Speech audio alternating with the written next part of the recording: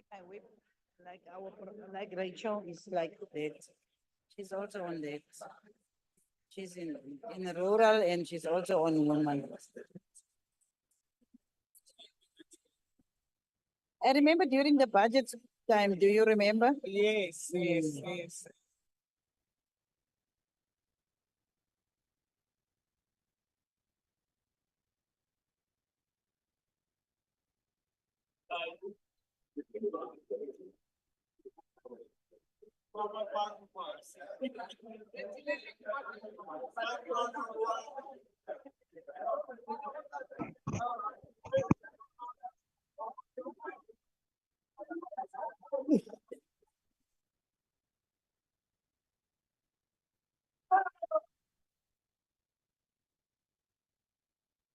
Right.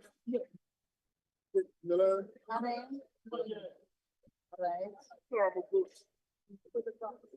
So I thought you were coming yesterday. I thought you were coming yesterday. Oh, it's Oh, now we went to quarter to the Oh, I want to. Now maybe I must. There is only 7 minutes left. And so on. Oh, it's the first day. I know the guy outside. But this is some. Recording in progress. I ordered. I want to go now. Recording stopped. I promised, but I don't think I must read my promise. I think I must read it. No, my things are here. You are with my things.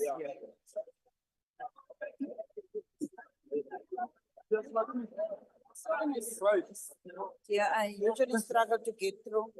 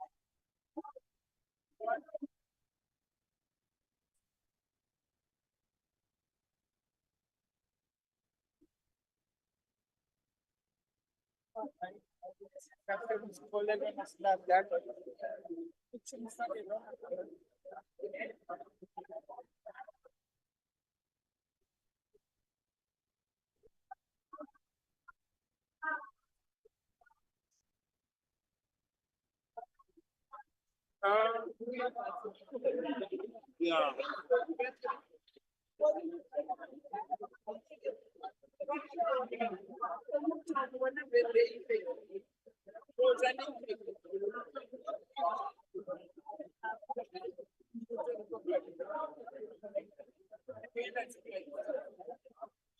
Platform, can you hear me? Tsutsu?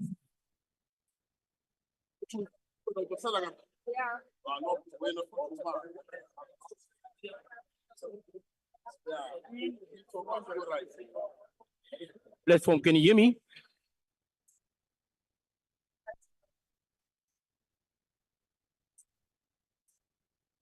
Police.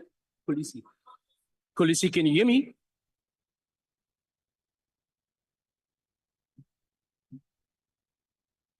Can hear you, Mario.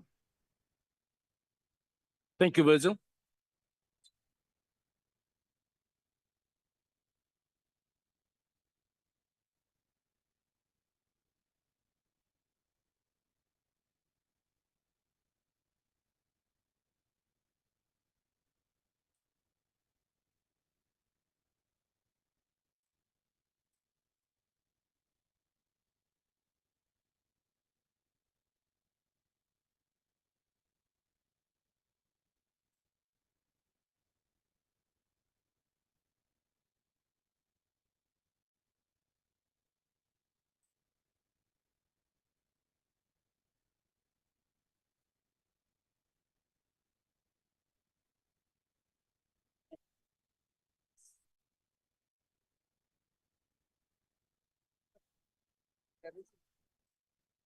Recording in progress.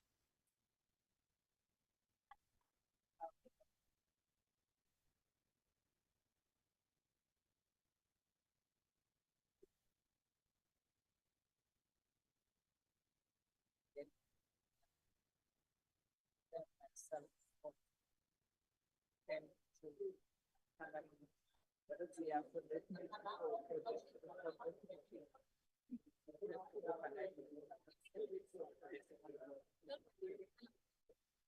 me, it doesn't sound okay. I'm just sending this. It needs to be checked because this is the organization that is outside Parliament. Say I was there in Parliament in the morning, then how do I get to it and my own people like this is not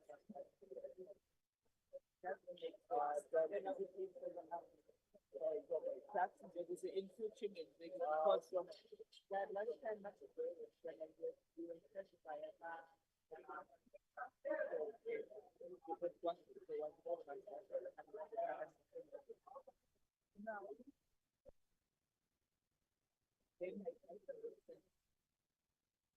because this is the private meeting, then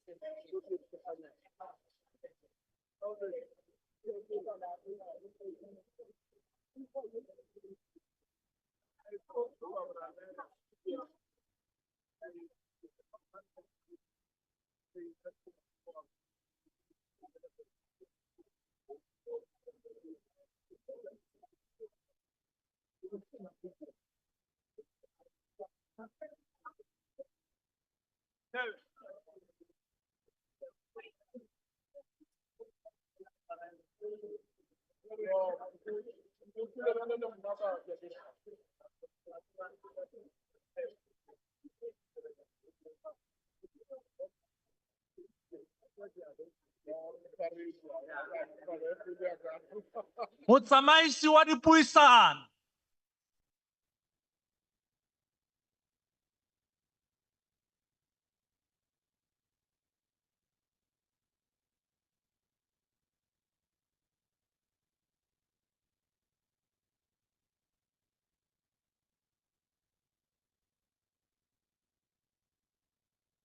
We'll now have the moment of silent prayer and meditation.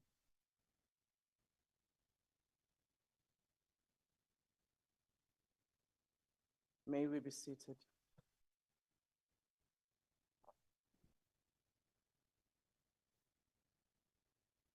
Honorable members, the only item on today's order paper is questions addressed to the Deputy President. There are 4 supplementary questions on each question. Parties have given an indication on which questions their members will take. Adequate notice was given to parties for this purpose. This was done to facilitate participation of members who are connecting to the sitting through the virtual platform. The members who will pose supplementary questions will be recognized by the presiding officer. In allocating opportunities for supplementary questions, the principle of fairness, among others, has been applied. If a member who is supposed to ask a supplementary question through the virtual platform is unable to do so due to technological difficulties, the party whip on duty will be allowed to ask the question on behalf of their member or any delegated member from that party. When all the supplementary questions have been answered by the Deputy President, we will proceed to the next question on the question paper. The first question has been asked by the Honorable A.N. Kumbacha. The question is about the impact of the conflict in Sudan on peace and stability of the region, and the measures South Africa, through the African Union, has taken to bring this to an end. The Honorable Deputy President.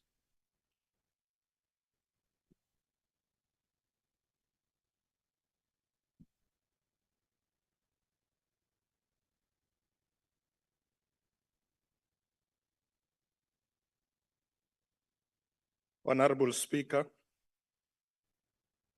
the question by Honorable Kumbata on the work we are doing in silencing the guns in the African continent is appreciated.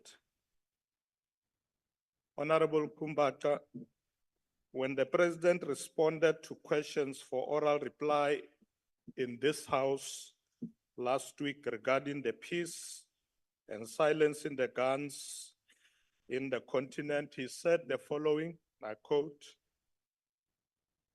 "We continue to work within the African Union to end several ongoing conflicts on our continent and restore constitutional and democratic government to countries that have recently experienced coups," close quote.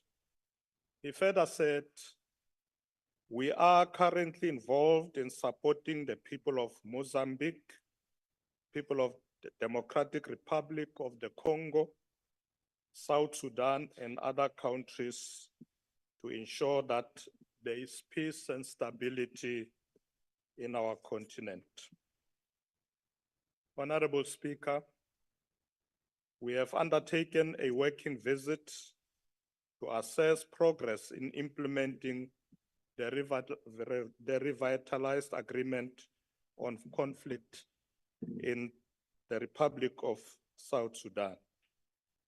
Following the working visit, which was last year, August, we have now appointed a facilitation task team to strengthen our work on finding lasting peace and support the people of South Sudan as they are planning to hold election in December of this year.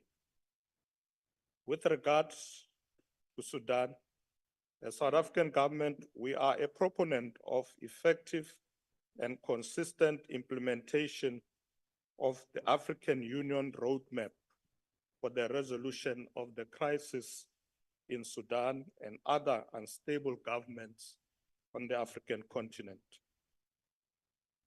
As you may be aware that since the conflict started, the shift to civilian rule has been slowed down, and many people have been killed and forced to move to nearby countries. The conflict has driven millions of Sudanese people to abandon their homes, displacing more than 12 million of them. Amidst mass displacement and reports of mass killings, humanitarian access has been severely curtailed, making it extremely hard for aid to reach vulnerable communities. The long-term political instability and economic constraint left 15.8 million people in need of humanitarian assistance. The violence has further worsened these circumstances, with about 25 million people, or more than half of Sudan's population, in need. Honorable Speaker, to this end, we will continue to engage both the government of the Sudan and the Rapid Support Forces with a view to encourage them to cease fire, create humanitarian corridors, and contribute to the existing mediation initiatives, particularly led by the African Union and the Intergovernmental Authority on Development, IGAD. In conclusion, Honorable Speaker, as the South African government, we urge all African leaders to negotiate within the parameters and policy position of the African Union towards finding lasting peace on our continent. I thank you, Honorable Speaker. Thank you, Deputy President. Honorable Ms. A.N. Kumata. Thank you, Honorable Speaker.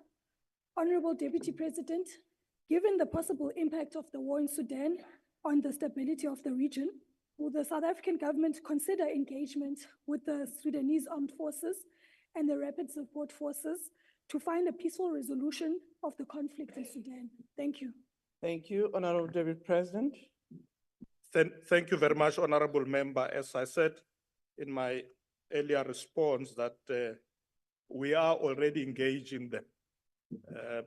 As I indicated that I undertook a trip to South Sudan last year, August, and I had a meeting with President Salva Kiir and also the 4 vice presidents.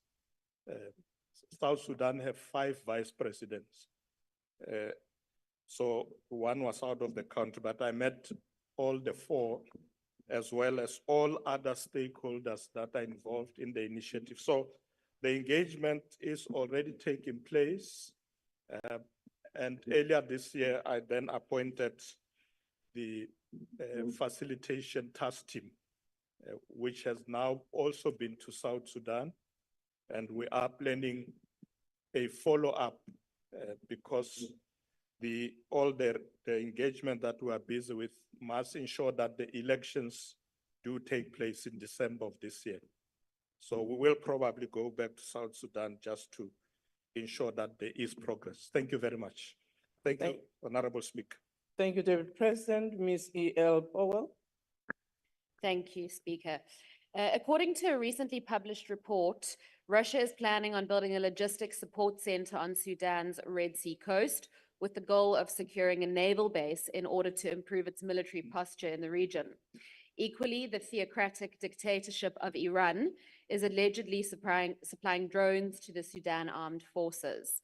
Russia and Iran's backing of the SAF risks undermining regional attempts to restore democracy and bring about lasting peace. Sudan is just one of many countries being targeted by anti-democratic forces intent on using fragile African states to wage a proxy war with the international community of democracies. Deputy President, given South Africa's commitment to advancing freedom, human rights, and democracy on the African continent, what is your position on efforts by anti-democratic forces to gain a foothold in the region in order to profiteer through destabilization? Thank you. Thank you, Deputy President. Thank you very much, Honorable Powell. Honorable Member, in conditions of war, there will be a number of people who come with their different objectives. So I'm not surprised that there would be some of the countries that will want to use the conflict there for other purposes that are not to support peace. So as a special envoy of the president in South Sudan, my responsibility is to ensure that there is peace in South Sudan. Working with all those stakeholders, including the African Union, that are busy pushing for peace. In fact, when I went to South Sudan initially last year, my plan was also to have meetings with President Museveni, President Kagame, and others who are the initiators of IGAD. As I said earlier, IGAD is now in control of that situation. And as South Africa, we support it. So we are going to make sure that other elements that are coming for other purposes that are not to seek peace don't have a role in that situation. We will obviously do this with the cooperation of the stakeholders there, including the engagement with President Salva Kiir, who I must say is very committed to achieving peace and ensuring that there are elections at the end of this year. Thank you very much, Honorable Member.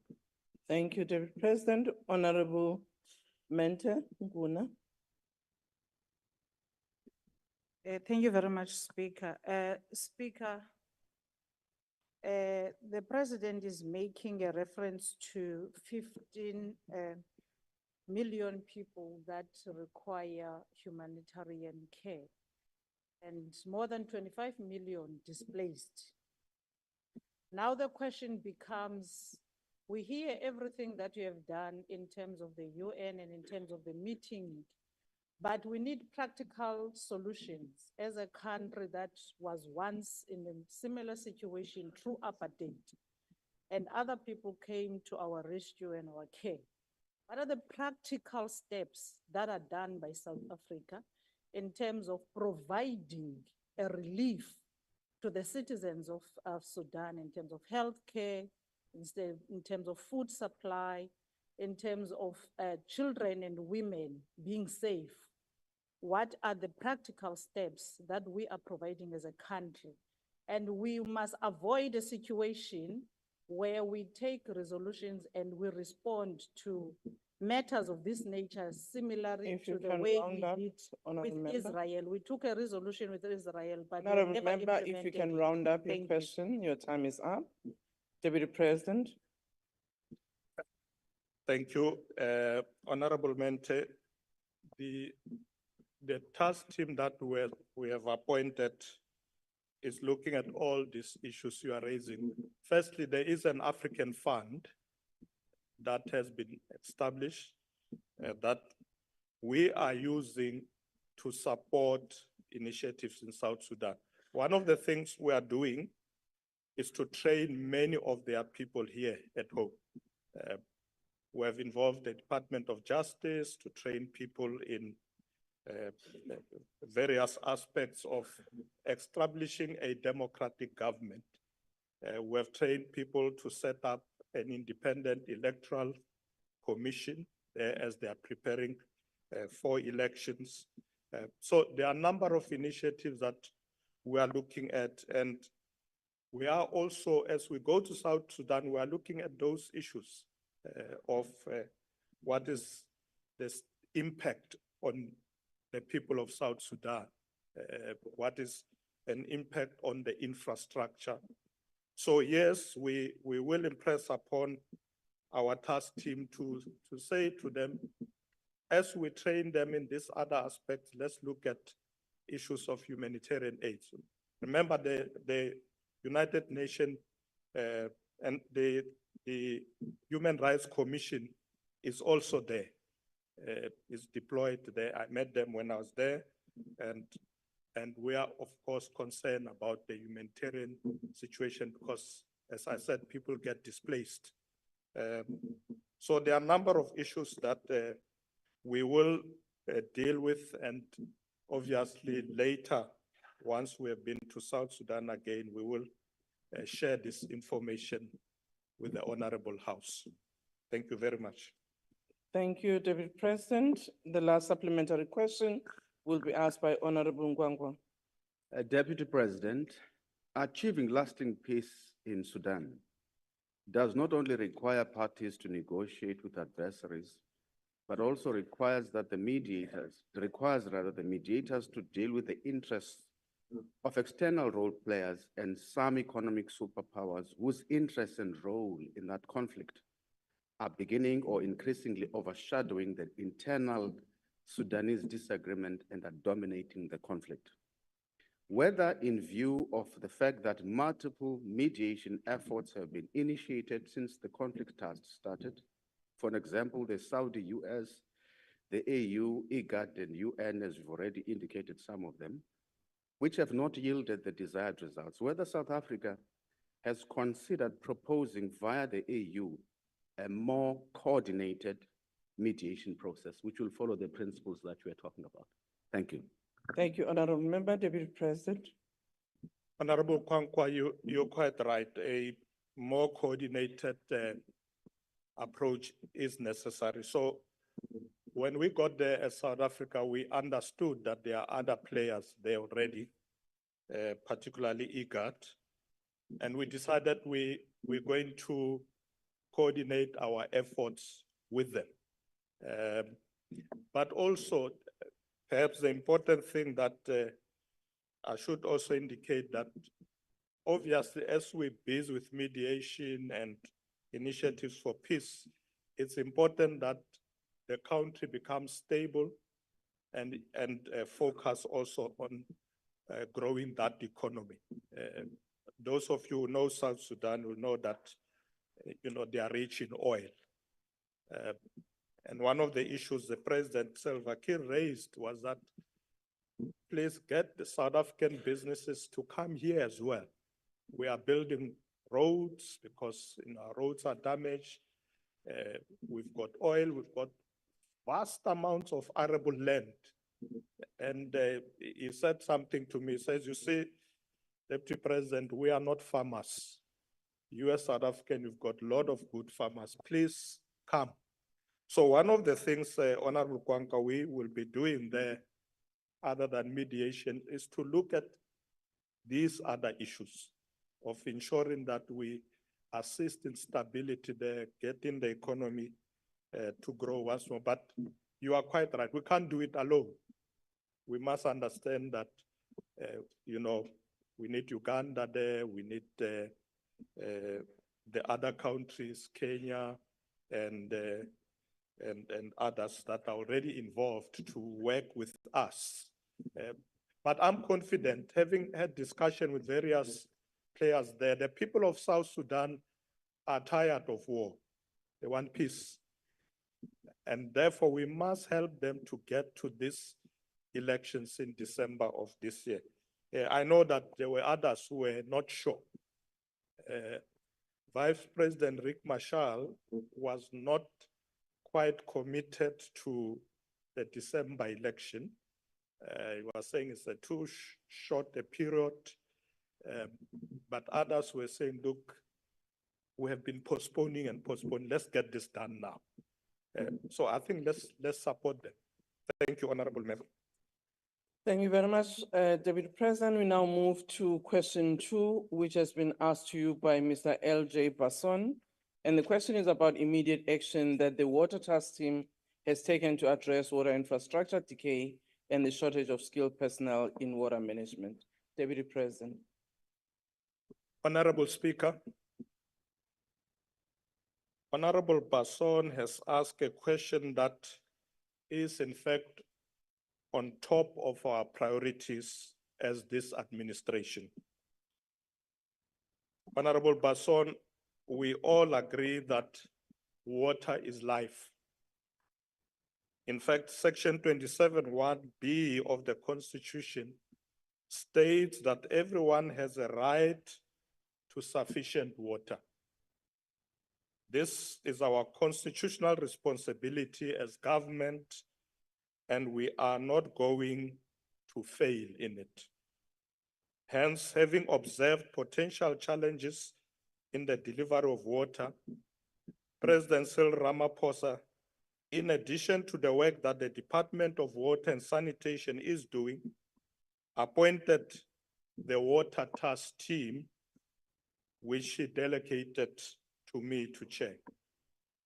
Amongst others, the Water Task Team's responsibility are to do the following: implement interventions to resolve water challenges, focusing on targeted municipalities to address water supply challenges, as well as supporting municipalities in the implementation of innovative approaches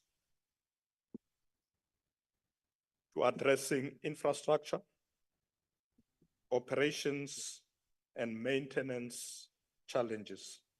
Second, to refurbish, upgrade key bulk water infrastructure network reticulation and support human settlement expansion, rural development and agricultural development, and targeted industrial areas. The third, develop alternative blended funding arrangements for water infrastructure in low capacity municipalities, especially rural municipalities with no meaningful revenue basis. And lastly, but not least, ensure consistent enforcement of legislative and regulatory frameworks for the private and public sector infrastructure. Honorable Speaker, since the Water Task Team was established, we have been working hard on the ground. We have been conducting outreach programs within the district development model, or district development model rather, to approach and assess affected water challenges in these areas. During our DDM outreach program, I have led a team to Knysna municipality here in the Western Cape. We also visited eThekwini municipality to assess interventions there. Honorable members will recall that the president did have a presidential task team at eThekwini. So we went to assess how those interventions are working to resolve challenges, both of water and sanitation in eThekwini. We also visited Fontein in the Free State. Honorable members will recall this is a place where there was a dam that burst and affected a lot of houses downstream. I think it was owned by one of the mining companies. So we visited there to assess the damage, but also looked at how we can help people to rebuild. These visits complemented the existing work of the presidential task team at eThekwini that the group was already doing, and particularly to bring a turnaround in that area. Colleagues or honorable members will remember that the biggest problem at eThekwini was the floods. In fact, the floods there affected particularly water treatment plants that really came completely underwater, and similar to the challenges in Fontein. Honorable Speaker, one of our most notable observations during these visits in these various areas is the inadequate and lack of maintenance of existing infrastructure for reticulation and sanitation. In fact, in some of the areas, you notice that some of the pipes that supply water could have been installed 30 years ago. So there hasn't been regular maintenance of this infrastructure because some of the municipalities are saying, look, we can't afford.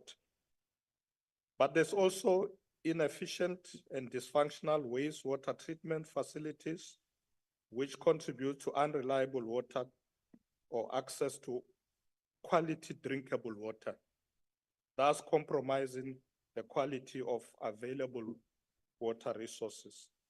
To demonstrate our government's commitment to resolve water and sanitation challenges, especially at local government level, the president visited Hammanskraal after the tragic loss of life due to cholera outbreak.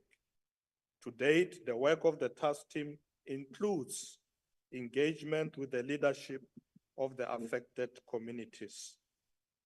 I think if I'm correct, the new Minister of Water and Sanitation has also visited Tshwane and Hammanskraal, and we're going to continue to do that.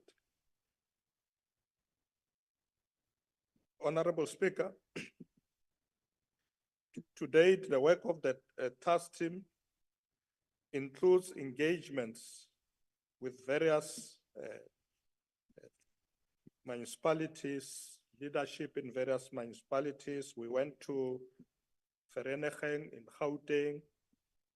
We met with, a few months ago, we met with Rand Water to look at what the challenges are. We were particularly worried because there will be an upgrading of the pipes that bring water from the Lesotho mountains, those tunnels, and we're worried that we'll start having a shortage of water in provinces like Gauteng. But we are assured by Rand Water that that won't happen. They have got adequate supplies that they've put in place. On Tuesday this week, Honorable Speaker, I met with the Minister of Copter and also the Minister of Water and Sanitation, and we engaged on looking at a program of action to be proactive to ensure that we don't get to a water crisis. And together with the Minister of Water and Sanitation, I will be leading a delegation to Guyana to assess the state of progress in ensuring that the people have reliable water supply in that province. We will be leaving tomorrow morning with Minister Majodina. Order, let's allow the Deputy President to finish the answer. I think, Honorable Speaker, they do like Guyana, so I'm going there. Honorable Order. members. Honorable Order, members. honorable members, the Deputy President is rounding up. Yeah, I'm rounding up. Honorable Speaker, as I round up, we are also implementing the public-private partnership model to assist us to deal with the challenges of water. We are discussing this with National Treasury. We are also working with MISA, Municipal Infrastructure Support Agency, to ensure that these water agencies are properly capacitated. In conclusion, Honorable Speaker, this House has passed into law the South African National Water Resources Infrastructure Agency, a limited bill. And with this new legislation, we will effectively address the current fragmentation in water resource management between the Department of Water and Sanitation and water boards. We are also serious about the delivery of sufficient water and addressing water challenges in the country. Honorable Speaker, I thank you. Thank you, Deputy President. We now move to Mr. Honorable P.A. van Staden.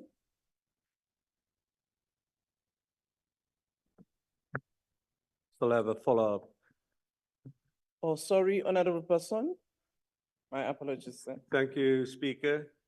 Deputy President, 105 municipalities have been identified as being critical and in poor performance according to the Blue and Green Drop report. What is the progress of your task team on those 105 municipalities, and when can we expect positive outcome in those municipalities that has been identified in the Blue and Green Drop report? Thank you, Honorable Deputy President. Thank you, Honorable Speaker. Honorable Basson, we have that report.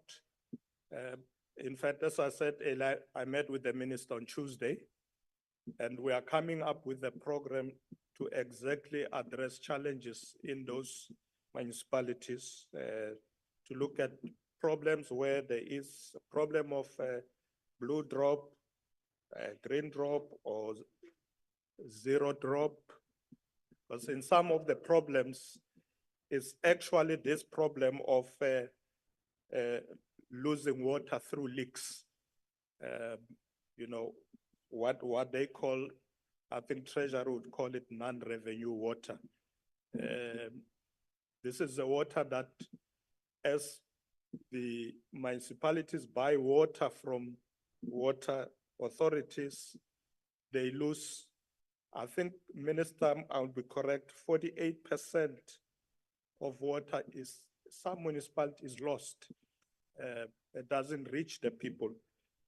So it's not only the problem of quality of blue drop, it's also the question of revenue water. And of course, we are also looking at the issue of the green drop. When I was in the Vaal, this was the biggest challenge of the sewage system running into the water supply system. We had to go and quickly address that situation at the time with Minister Mkun, who was Minister of Water, and started building and upgrading infrastructure. So you can be assured that we will be on top of that situation. Thank you, Honorable Member. Thank you, Honorable President. Now we move to Honorable van Staden. Thank you, Madam Speaker. Deputy President, the source of a contamination of a Hammanskraal water has been identified by various sources as the Rooiwal wastewater treatment plant.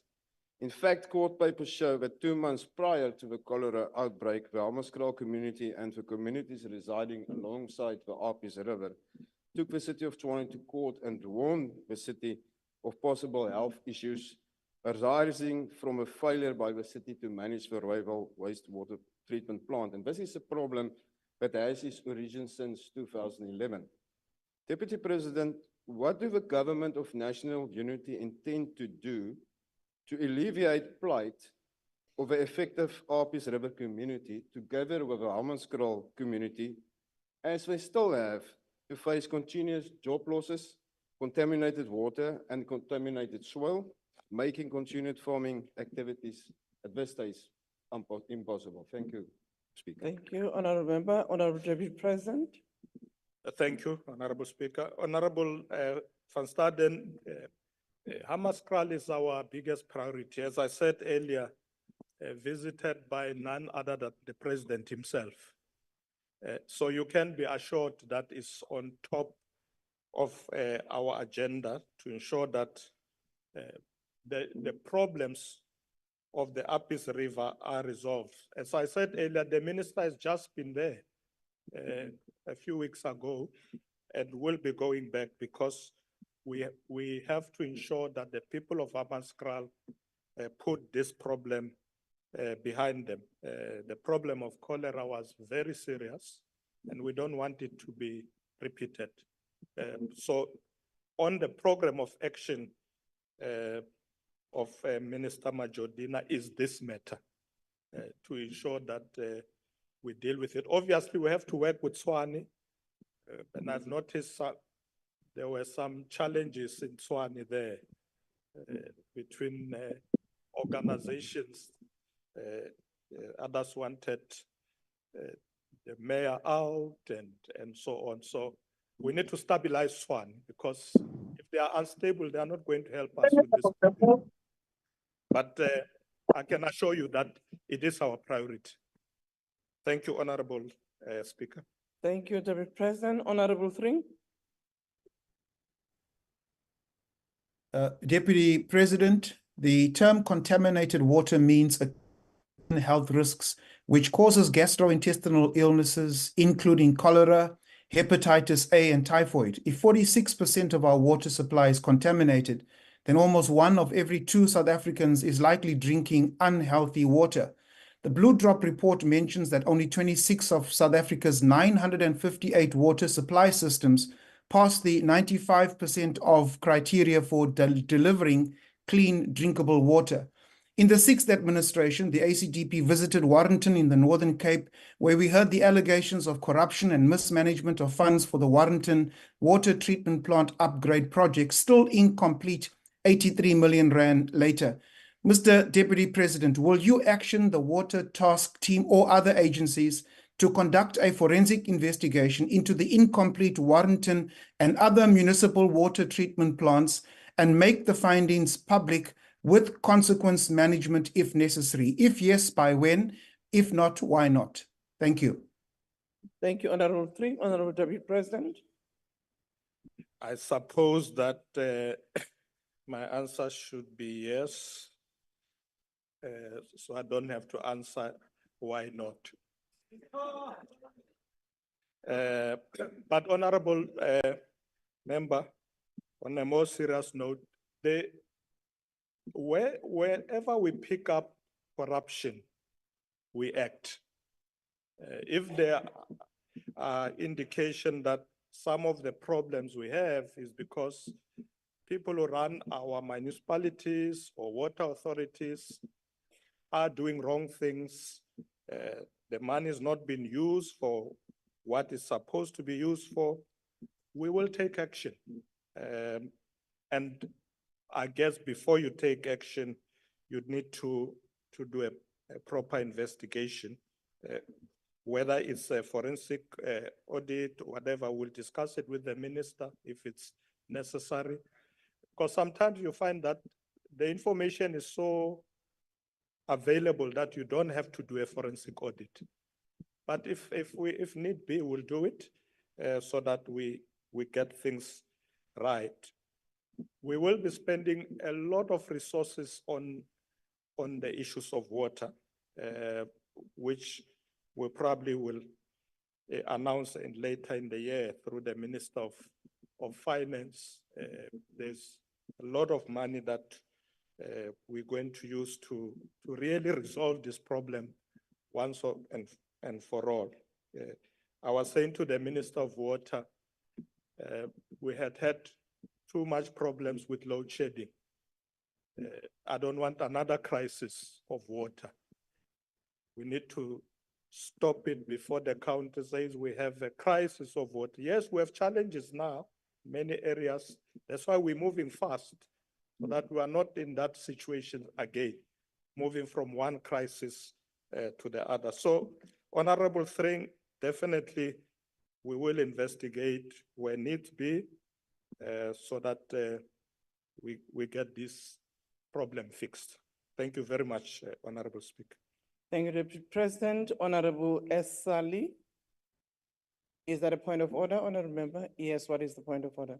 Thank you, Speaker. There's something that the DP is touching there that makes noise. It disturbs this thing. So if you can just maybe push something back, because I'm sure even the recording won't be proper. Okay, we'll check that, but what I heard was more the noise of the door. Is it my papers? Honorable Deputy President, Honorable Sali, can you please ask your question? Order, honorable members. Thank you, Honorable Speaker. Honorable Deputy President, thank you for your detailed attempt of explaining the water crisis and the plans ahead, yet we don't remain confident. The water supply crisis in KwaZulu-Natal, particularly in the eThekwini and Ugu districts, remains a pressing issue. Residents in areas such as Verulam, Umzinto, and Harding are experiencing severe water shortages, yet they are confronted with disproportionately high water bills. These bills are reportedly inflated due to inaccurate meter readings caused by air passing through the meters. Can you outline the government's strategy for addressing the problem of inadequate water supply, poor infrastructure, pollution, and erroneous bills? Thank you. Thank you, Honorable Deputy President. Thank you, Honorable Speaker.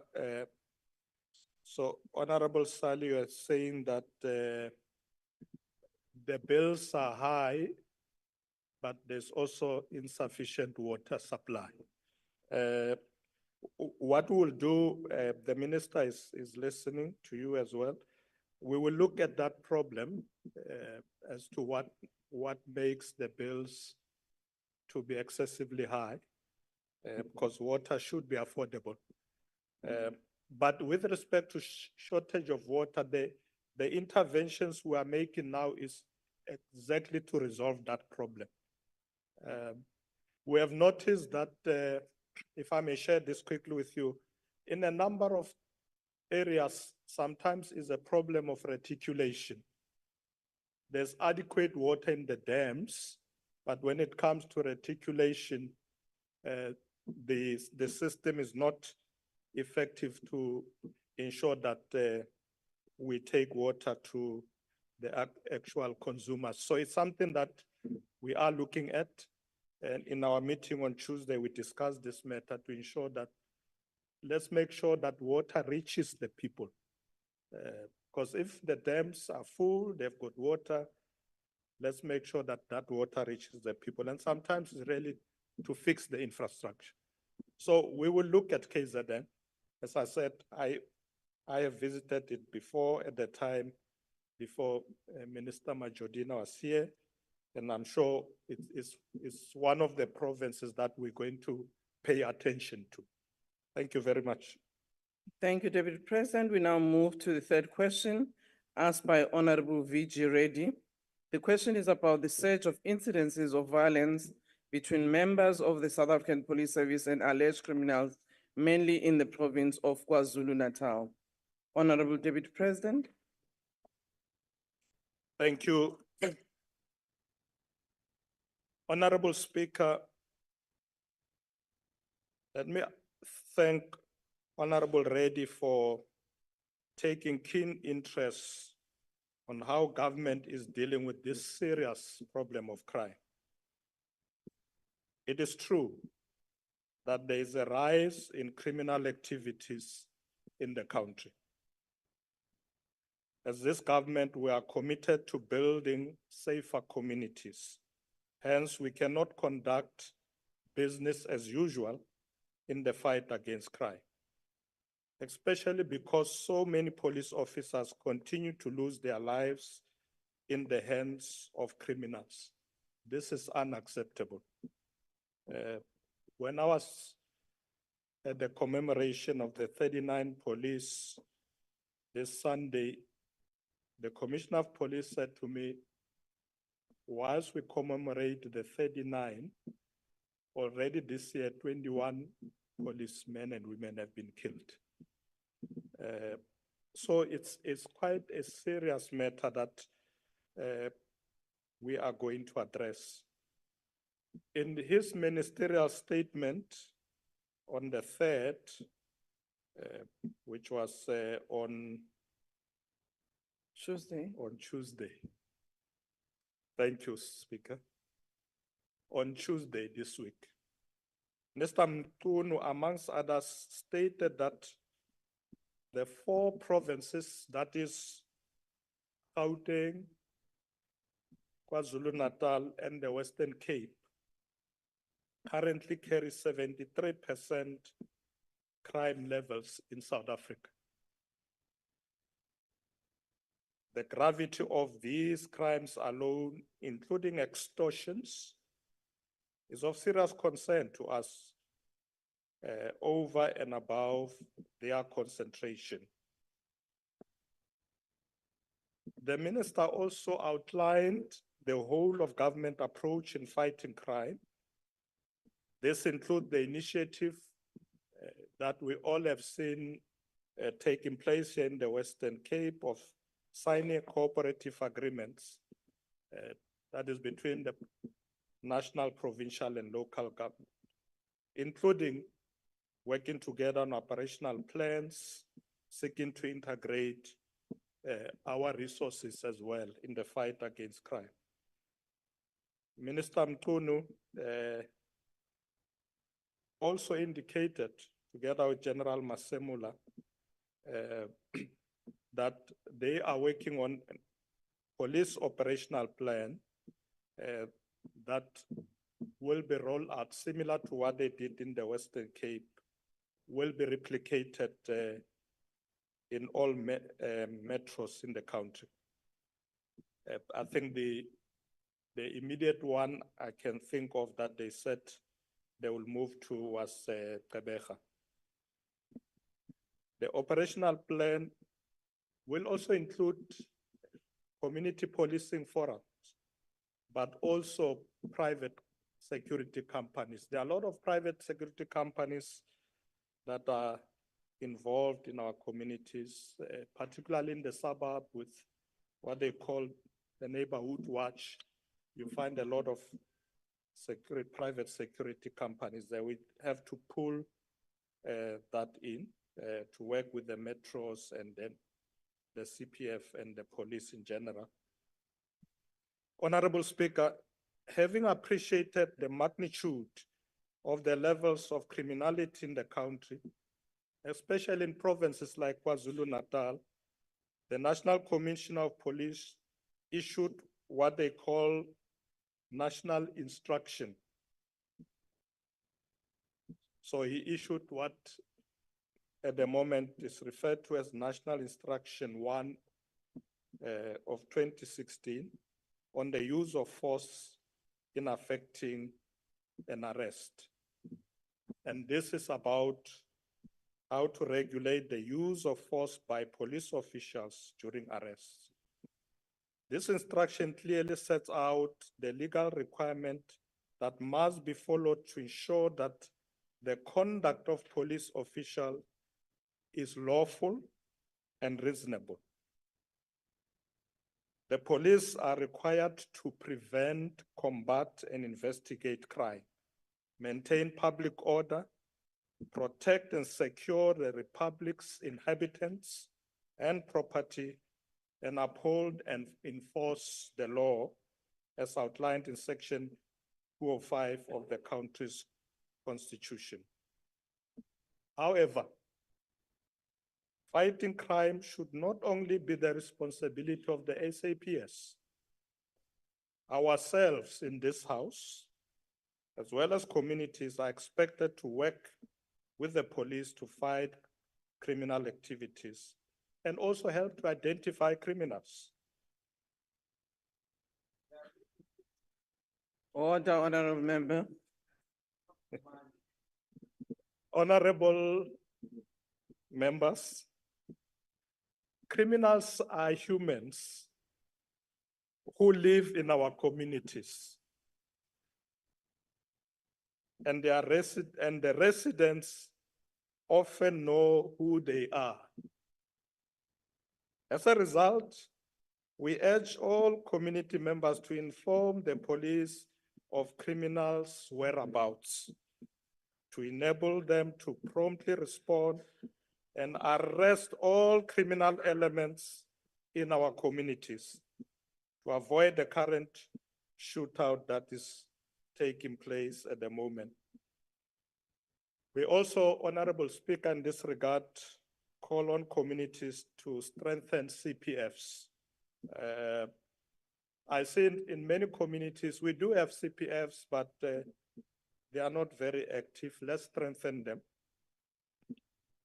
We must, Honorable Speaker, stand united in this fight as partners to confront the challenges head on and work tirelessly to ensure that South Africa is a place where we all can feel safe and secure. I've also had the discussion with the Minister of Justice to review or amend relevant legislation in order to strengthen the work of the police to be able to act during these violence encounters with criminals. And that is because, Honorable Speaker, I was told that sometimes the police feel that their hands are tied and they are not able to act. So I said, let's look at the legislation. It may not necessarily be like that, but if they interpret it to be like that, then they don't act and until the criminals shoot and kill them. In addition, the JCPS cluster will meet next Thursday to finalize a comprehensive plan in this regard. Minister Mkhunu did present a detailed report to Cabinet yesterday. Next week, the JCPS will meet where we'll bring in all the elements, all the role players, the Defense Force, South African Police, the intelligence, and we will plan together to ensure that a comprehensive approach. Honorable Speaker, I thank you. Thank you very much, Honorable Deputy President. The first supplementary question, which was supposed to be asked by Honorable Reddy, will now be taken by Dr. Hlophe. And I'm sorry, Honorable Reddy will miss the cameras, which he was looking for yesterday. Honorable Hlophe. Thank you very much, Honorable Speaker. Honorable Deputy Minister, here is a supplementary question for you, sir. Sorry. Order. Honorable Deputy President, I apologize. Here is a question for you, sir. Given the MK's party's observation that the police responses frequently occur after incidents have escalated or become widely apparent, indicating a reactive stance and a lack of coordination between SAPS and intelligence agencies, as seen during the July 2021 riots. Number one, what specific actions will you take to improve interagency collaboration and ensure a more proactive approach to preventing such incidents in future? And two, can we have an indication as to the time frame where possible? Thank you, Deputy President. Thank you, Honorable Member. Honorable Deputy President. Dr. Chopet, it's almost like you were eavesdropping to our discussion in cabinet, because we discussed exactly that the fight against crime by the police must be intelligence-driven, and more resources must go to intelligence. Because we don't want to put more boots on the ground and they go into the dark.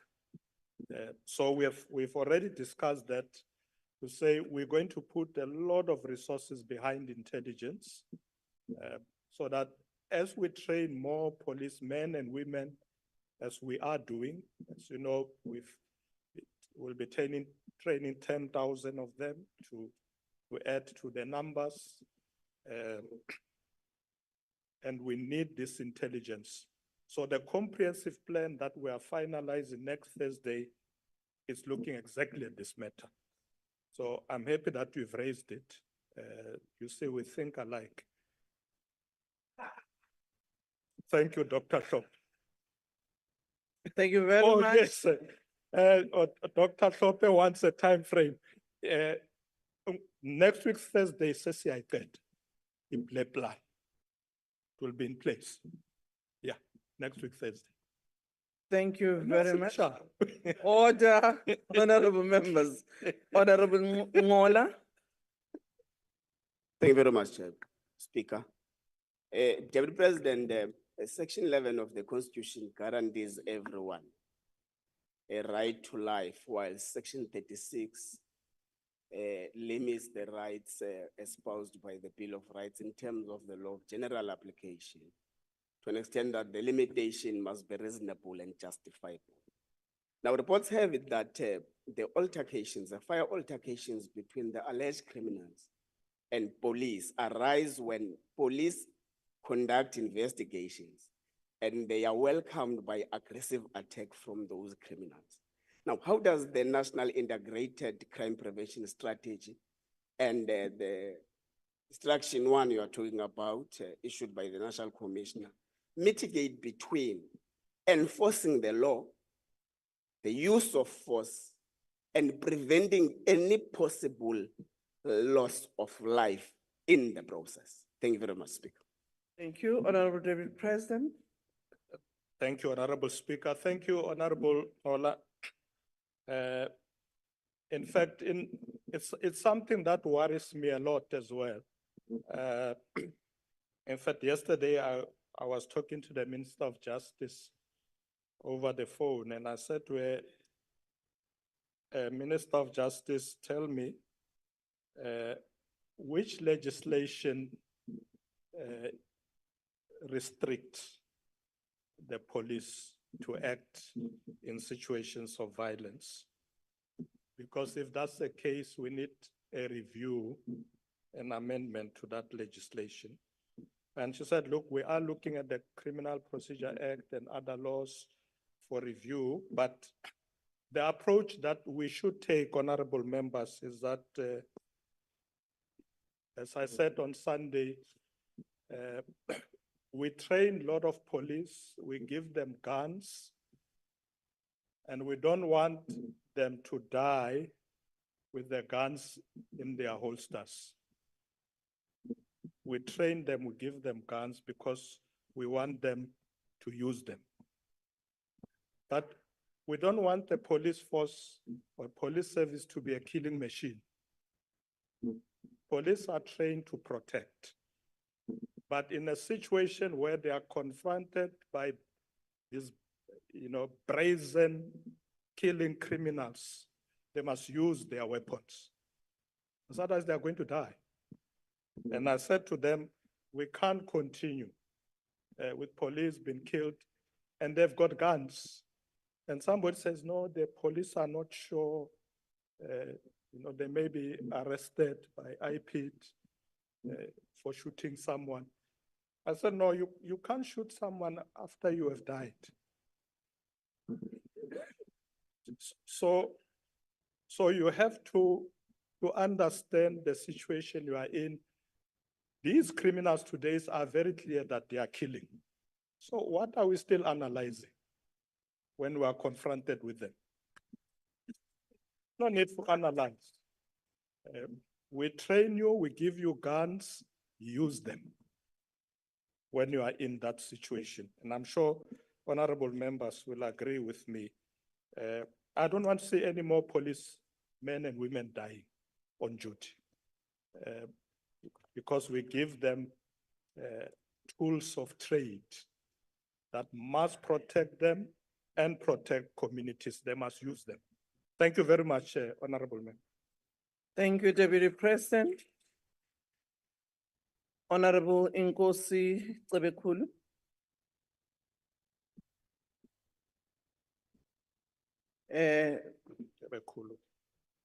The question will now be taken by Tol. Sebekuthophile Job. Abasangivumelanga nokuthi ngisho ukuthi eJobe. Angibonge kakhulu Speaker. Ngibingelele kumongameli nabaholi bonke. Kusukela mongameli akumancane lo. Order. Into esibhekene nayo la mhlonishwa abantu bafa njengempukane. Mabefa njengempukane amaphoyisa esinawo akhombisa ukuthi akhona asebenza nabo labantu abenza lezi. Okwenza ukuthi ngisho lokho ngisho ngoba police station yaseKhombe ngaphansi kwasenkandla sekufa abantu abawu-28 enyangeni eziwu-4 akhona oyedwa umuntu oboshiwe kodwa futhi labo abantu bahamba beyovulwa amakhesi sike sayikhuluma nomhlonishwa uMacingwane ukuthi isimo siyalokhu sishubile lapho manje into esiyibonayo ukuthi kunganjani kubuyiswa amaphoyisa amadala ngoba abekwazi ukubhekana nale mpe khona njengamanje ukuthi angeke kube yinkinga kubuyiswe wona ngoba uma ubheka abaseshi baseKhombe bawu-5 basevisa inkosi yakwaSithole inkosi yakwaXulu inkosi yakwaDlomo Sisonge-ke Jobe isikhathi sesidlulile. uma ibasonge bonke labantu abakwazi bonke ukugcina bekwazi ukulokhu ukubasevisa ngenxa zokuthi bancane kwabona. Siyabonga Jobe. Sekela Mongameli. Thank you, Honorable Speaker. Jobe ngiyavumelana nawe ukuthi uma bakhona abantu abasakwazi ukusebenza masibabuyise ngoba siyashoda vele. Mabasakwazi ukugijima.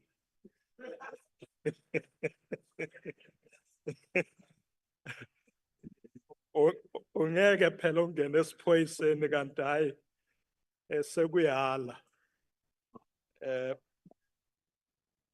But Jobe okunye ofanele sikwenze ukuthi laba abasha sibaceceshe kahle. I was quite surprised when I was there on Sunday. They asked me to go and greet the new recruits. Hey, bancane man, very young, very excited, basha. Honorable Ndlozi. So masibaceceshe kahle bona laba bancane as they come in. It's well and good to bring experienced people, but abanye bagugile abakwazi ukugijima. So masiceceshe laba abasha.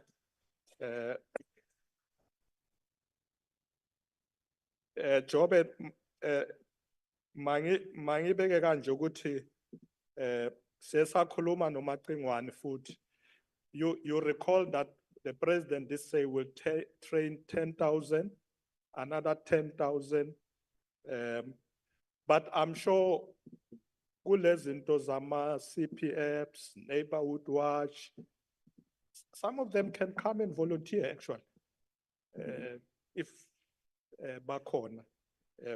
But sizoyibheka no Maqingwane, sibone ukuthi how can we use, because in areas where the people are running short of police officers, we need to look at how we can complement that. But I do like this thing, Yama CPS, CPFs.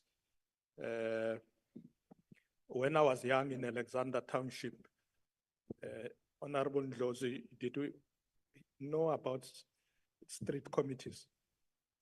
You have Kumbul? Yeah.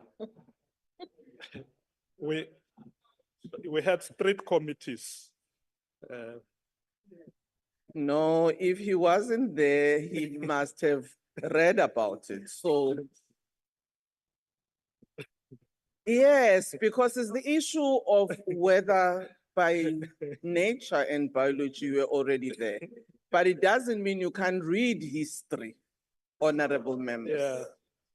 Asasako. Point of order.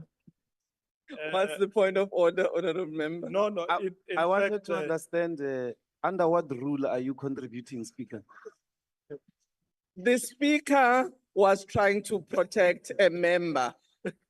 Thank you. Honorable David President. Yes, we do read history as well. But the street and block committees were so effective in the 1980s. And during that time, remember, there was an apartheid government. So the police at that time didn't want to work with us. They wanted to arrest us. Now we have a friendly force. So the street and what committees should actually be more effective now. Yeah, because there's a friendly force. So mangi gcine lapho ke job masihlanganise communities, people who were trained before, and laba basha sibaqeqeshe kahle. Ngiyabonga. Thank you, Honorable Trolip. Thank you, Madam Speaker. Honorable Deputy President, sadly for law-abiding citizens, the criminals are winning, and we actually need to push back as they did successfully in El Salvador. It's ironic and indeed curious that a member of a party whose leadership supported the July 2021 uprising and the resultant violent unrest that started in KZN on the 9th of July, which marked the most violent and traumatic episode in post-democratic South Africa, has the temerity to ask you, what you as the chairperson of the Justice and Crime Prevention and Security Cluster, what will you do about preventing further loss of life in the line of duty of South African police officers fighting violent criminals in South Africa? My question to you, Honorable Deputy President, is what are you as the cluster head and crime intelligence and the state security agency doing about holding those responsible for the July uprising and the resultant unnecessary loss of life and economic losses to account? Thank you. Before the Deputy President answers the question, there was a point of order that. Yeah, Chair. Thank you, Deputy Speaker. Thank you, Speaker. Just want to raise on a point of order here, the member that just spoken now, because he is making all kinds of inferences to our member who asked the Deputy President the question. So the inferences that he's making is a bit malicious and disparaging. So therefore, we want him to withdraw that. Honorable Member, I would look at the matter in terms of the rules of procedure and come back to report to the House. Can I ask, Honorable Throlip, can I look at the matter and can I look at the matter as the presiding officer and come back to the House? Honorable Deputy President. Honorable Speaker, thank you very much. Honorable Throlip, the criminals may think they are winning. You are not listening. Honorable Throlip, Honorable Throlip, you are not Deputy listening. President is answering to you.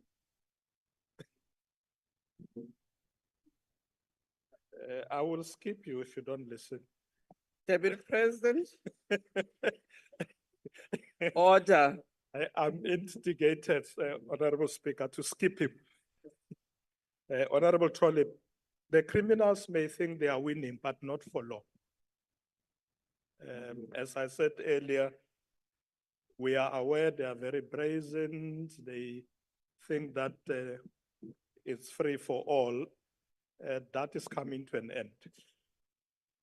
Wait for the plan. We are finalizing next week. You will see that we're dealing with. I'm not sure what you're saying about the July something.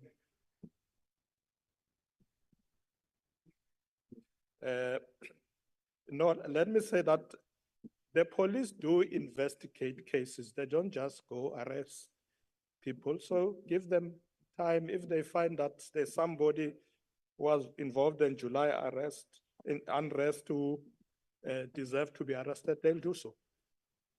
Can we leave it to them? Yeah, let's leave it to them. Thank you very much.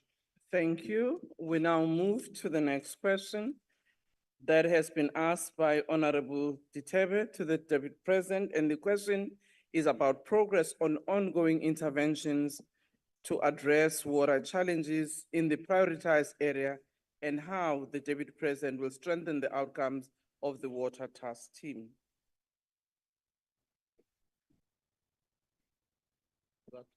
Is that question 4? Yes, it's question 4. Okay.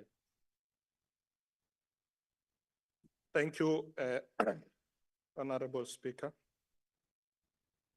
Honorable Speaker, as I indicated earlier on a similar question, I would like to assure Honorable Ditebe that we have made progress on the ongoing intervention to address water challenges. Yes, the challenges are still there, but we have made some progress. We just need to speed up. In this regard, the Department of Water and Sanitation is offering conditional grants and technical support to municipalities to address water infrastructure challenges. Similarly, the Department of Water and Sanitation conduct assessments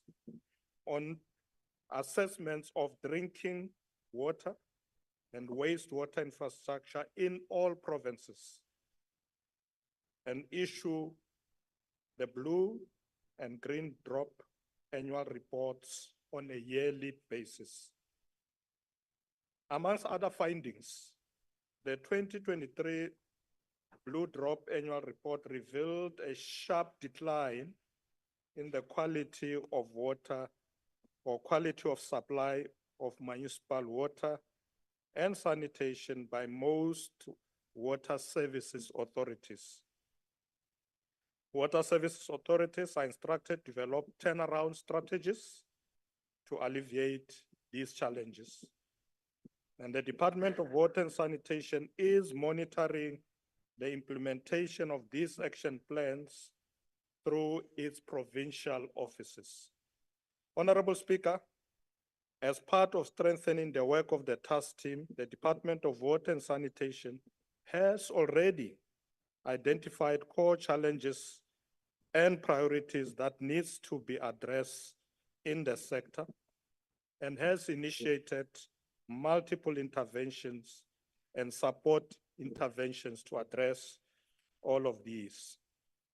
The water task team will build on these and supplement these efforts through a multi-sectoral approach to expand the interventions beyond the area of accountability of the Department of Water and Sanitation to other relevant departments that they work with.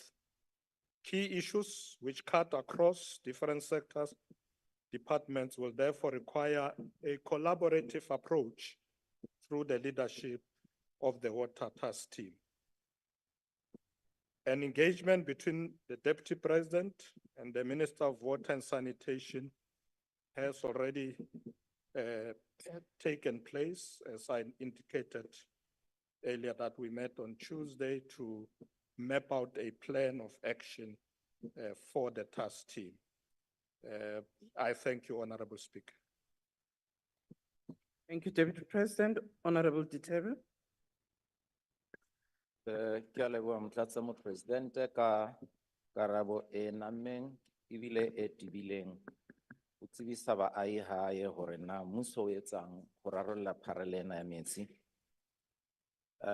Deputy President, allow me to take this opportunity to appreciate the signing into law of the National Water Resources Infrastructure Agency Bill by the President, which effectively galvanizes all water resources under the Trans-Caledon Tunnel Authority and the Water Trading Entity to establish a single state-owned entity to regulate water use and ensure that it is used equitably and beneficially in the public interest. Deputy President, in keeping with the efforts of the task team on water that the Deputy President leads, could the Deputy President assure this House that government will tighten all controls to ensure that the recently obtained $1 billion from the new development bank of BRICS to support water and sanitation in municipalities will lead to these resources being used exactly for what they were intended, and that they will not be wasted, to ensure that the challenges that you outlined earlier are indeed addressed adequately. Deputy President. I wanted to be sure who's behind me now. Deputy Speaker, thank you. Thank you very much. Yes, Honorable Itebe, in fact, that was one of the preoccupations in our meeting with Minister of Water on the usage of these resources. It's likely that the resources may come through COCTA, so we will have a discussion with the Minister of COCTA. But at the discussion we had with Minister of Water, we were emphasizing the same point that, you know, this is not a grant, it's a loan. We, of course, welcome the initiative by the new development bank for making this loan of $1 billion available for water services. The biggest question is going to be, are we going to ensure that it's used properly? And that's what we discussed with the minister, that we will discuss with the Minister of COCTA, because it has to help municipalities. They are likely to be the one to drive it, and we will prioritize. One of the things that worried me and Minister of Water was a decaying infrastructure, which lead to the loss of so much water. 48% plus water get lost because of decaying infrastructure. But also we need to train our water authorities to be able to manage these facilities. So we will look at how we're going to use these resources. It will require Minister of Water, Minister of COCTA, and Treasury to sit together and look at ensuring that the use of these resources become effective to ensure that the people of South Africa have a reliable supply of quality water at all times. Thank you very much, Honorable Chair. The next supplementary question will be asked by the Honorable Nodada. Thank you so much, Deputy Speaker.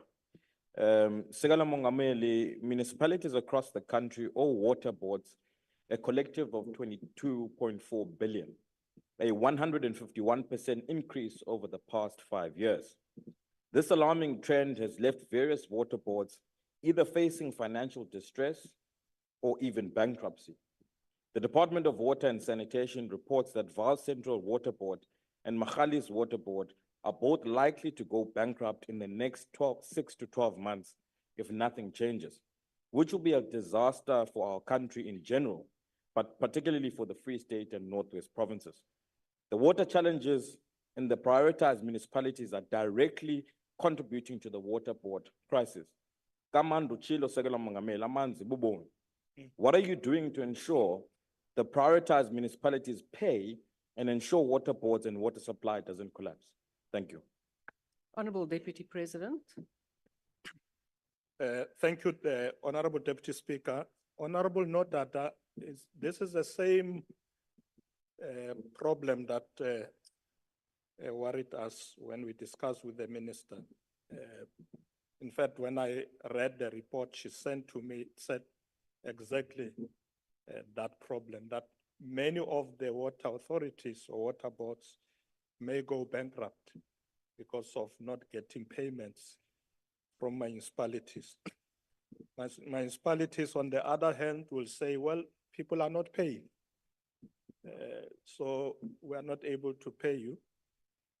But we also realize that a municipality that buys water from a water authority and loses 48% of that water is bound not to make money.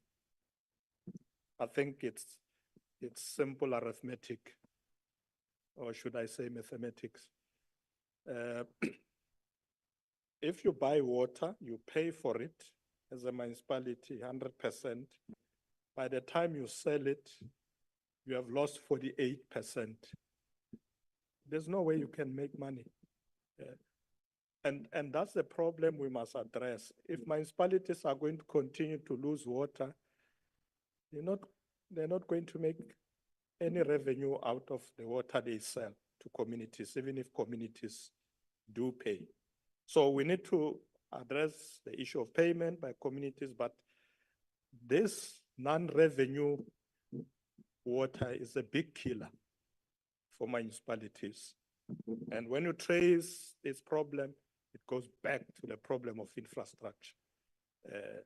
Old pipes, so you buy water, it all goes into the ground before you can even supply authorities. So we're going to look into that when we look at this matter going forward with the minister, to say some of the resources we're getting or that will be coming to this sector should fix this problem of non-revenue water, so that municipalities can make money when they sell water. And in that way, they'll be able to pay the water boards. What will we do in the meantime? Because that will take time.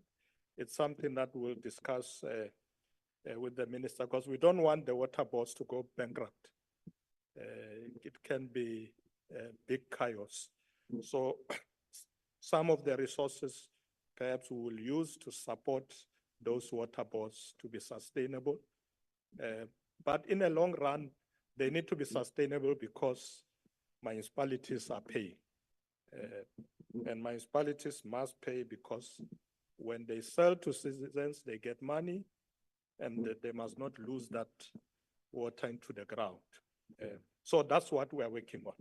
Thank you very much for your question, Honorable Notat. The third supplementary question will be asked by the Honorable Mkalipi. According to our list here, member from the EFF, please proceed. Thobela Motlatsa Ranaga Petish. Mo presidente wa gago bekeng e fitileng o be a eme gona mo o emeng a gopela tshwarelo go setšhaba sa Alexandra ka morago ga gore a ba tshepiše gore o tlo ba agela dintlo tše 1 million. Jwalo seo re nyakang go se tseba ke gore mehleng ya lehono Deputy President, batho ba bo rena ba baso ke bona bao ba tshepišwang tša ka morago ga seatla. Ke nako ya gore lehono le kgopele ditshwarelo go batho bao le ileng la ba riša ditshepišo empa la sa di phethagase. Go tshwanetse seo se direge tadi e amuša tajana. Ranaga Petiši wa gago o etetše badudi ba Kiane ge Mathole a le matšatši a 12 ngwageng wa 2022, December 12, 2022. Gomme a ba tshepiša gore go metsana e 55 ya Kiane e ka se hwetse metsi ka kgwedi ya Tlhakola, March 2023. Tona ya Maloba Senzo Mkhulu o tla rakwa moshomong. O tla Honourable lebohiswa member, your moshomong. time has expired. Thank you. Honourable Deputy President. Thank you. Is that still Deputy Speaker? Yeah. Thank you, Honorable Deputy Speaker. Honorable Mayola. Mailula, yeah, I think they spelled it wrongly here. Honorable Mailula, na haki mukwishisha mu president kataba ya Alexander uri hale Alexander o itse kile ka bona le tape o ile a re go batho ba Alexander re tlo aga dintlo tse 1 million mara a sa re bona a re no re tlo aga ntlo tse 1 million mara lona mo Alexander re sa tlilo checka pele naga gore e gona. So have a number for Alex. No, listen, honorable members.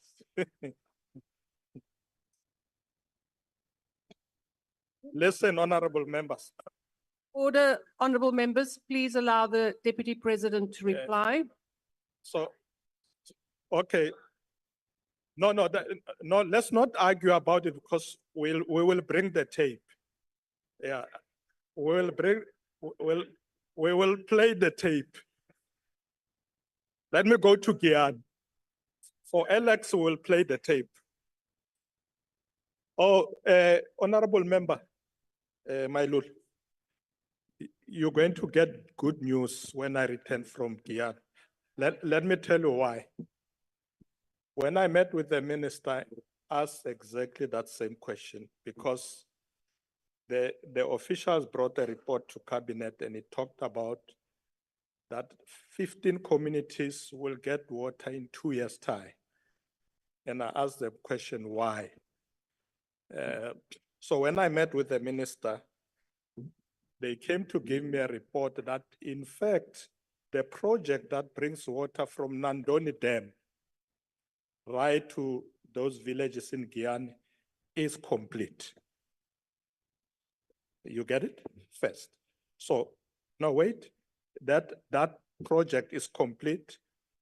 So the water is now flowing from Nandoni to the water plant or the reservoir. The reservoir is not big enough to manage the volume of water from Nandoni. No, Mame, Agribampa report. I want you to be wise about the situation. So that water reservoir, as we speak, is being upgraded to be able to receive water from Nandoni to go into communities, but out of 14 of them, 9 of them are already receiving. So I'm going there tomorrow. When I come back, I'll give you even a better report because me and the minister agreed that there is no 2 years. People must get water now.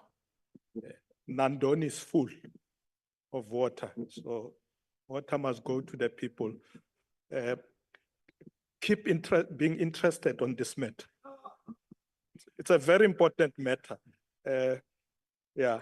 If no se busy no ka sepela le rona re mo mara o tla re bona re tla be re kia. O tla bo le ka. No, thank you very much. Re a lokisha taba e. Thank you, Deputy President. The last supplementary question will be asked by the Honourable Webster. Thank you very much, Deputy Speaker. Thank you, Deputy Speaker. Sekela Mongameli, my question is on the issue of prioritized areas as it pertains to water. I think we're all aware that the issues of water in the country are quite widespread throughout the country. So the question is, what criteria is being used in order to determine how an area becomes classified as a prioritized area? And then secondly, what are the specific additional allocations then that become allocated to these prioritized areas in comparison to those areas that haven't become classified as prioritized? Honorable Deputy President. Well, at the moment, from the water task team side, we were embarking on an outreach to areas where we already had there's an outcry. There may be issues that the minister and the department will determine in terms of priorities, and they will say to the water task team, we think this is the areas we must focus on. I mean, for me, the criteria at the moment have been a situation where, you know, the challenges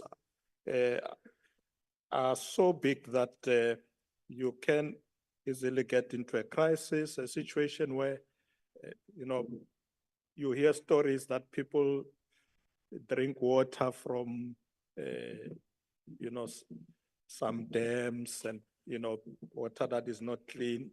Those are the areas we need to prioritize. I think one of those areas, Honorable Shop, if I'm not wrong, it was somewhere in KZN. Yes, where I saw people taking water from a stream that didn't look clean. For me, an area like that must be a priority to be attended to. The allocations, obviously, it's not something I can talk about. It's in the purview of the minister and the Minister of Finance on how they're going to allocate resources. But we should commit ourselves to ensure that no South Africans should be put in a situation where they can't access water. Remember where I started, I said water is life. So there must be no South African that says, we went to bed today, we went to bed the next day, we have no water. Mustn't happen. And we will identify those areas and we will make them a priority. Thank you, Honorable Webster. Thank you, Deputy President. We now move on to question number 5, which has been asked by the Honorable Malema. The question is about engagement with the Minister of Land Reform and Rural Development regarding dysfunctional communal property associations. Honorable Deputy President. Thank you, Honorable Deputy Speaker. Let me begin by assuring Honorable Malema that I am currently meeting with all ministers who form part of the interministerial committees that I lead. In fact, I've already met with Minister Hlabisa, Minister Nyonso, Minister Steenhuisen, and of course, met with Minister of Water now this Tuesday. Last week was when we started most of these meetings. Now, Honorable Malema wanted to know particularly whether I've met Minister Nyonso. Yes, I did on Tuesday. Initially, I was supposed to meet him the previous week with Minister Steenhuisen because their portfolio, they are still married. They are still married. Honorable Ndlos, married. Yeah. You're not sure what I mean. Okay, let me simplify it. You remember it was rural development and agriculture together when it was under Minister Didiza. So it's separate, but they are still together. So unfortunately, I couldn't meet them together. So I met Minister of Agriculture first. We had a good meeting, Honorable Malema, with Minister Nyonso to look at particularly this issue of CPAs. was one of the issues that we focused on.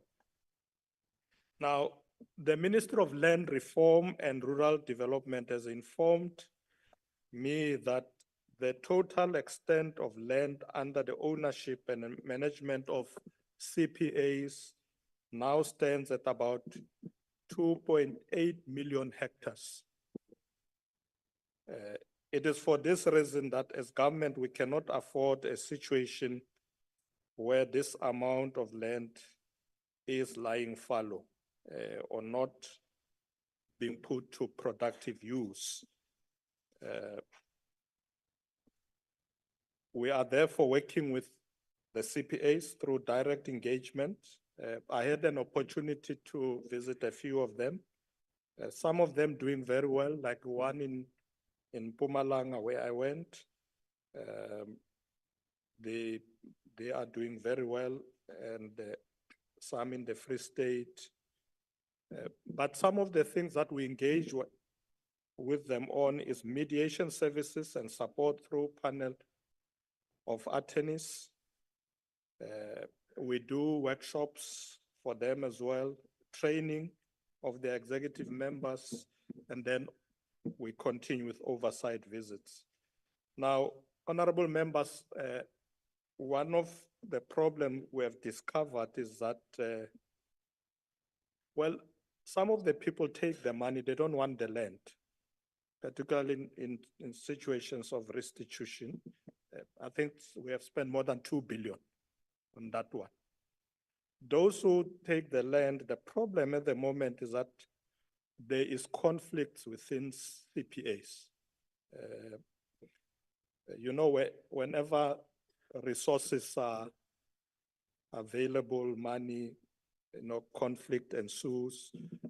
So one of the things that we are looking at is how to have a very effective conflict resolution mechanism to assist CPAs. Because as Honorable Malema is saying that they are dysfunctional, I asked Minister Nyonzo, are they dysfunctional? And he said, I wouldn't use that word.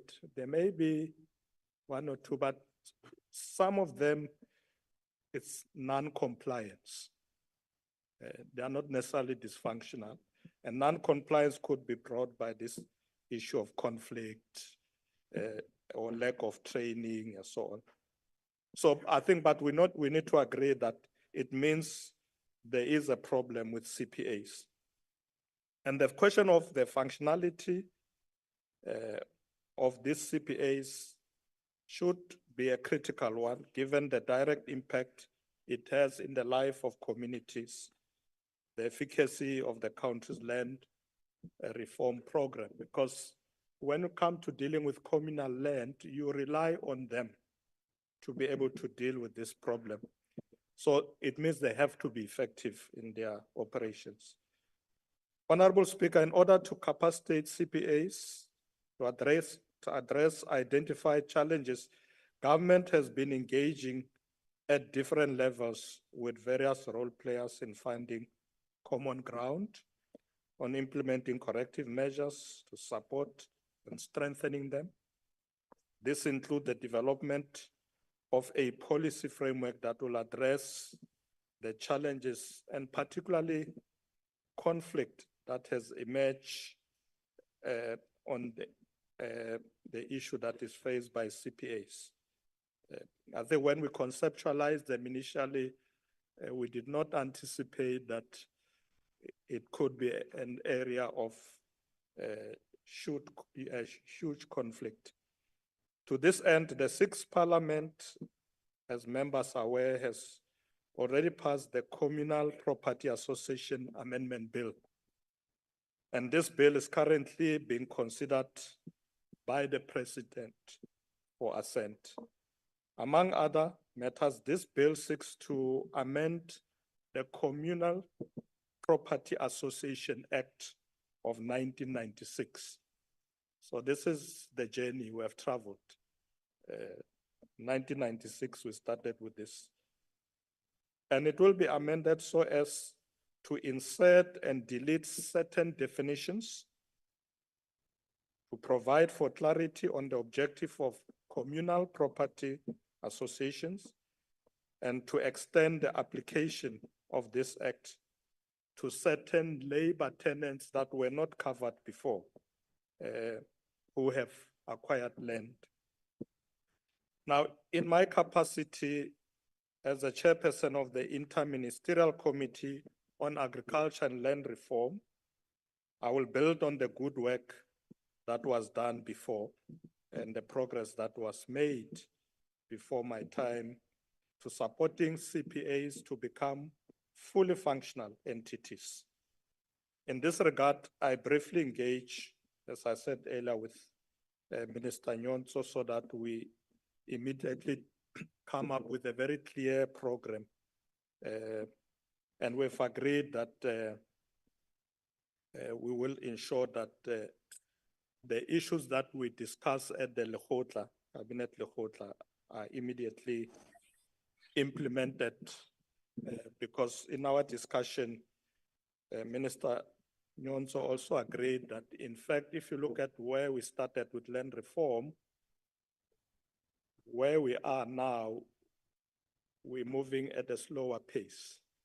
So we need to turn around the situation. We started very well, but we've slowed down somewhere, and it's because of some of the problems that he has picked up.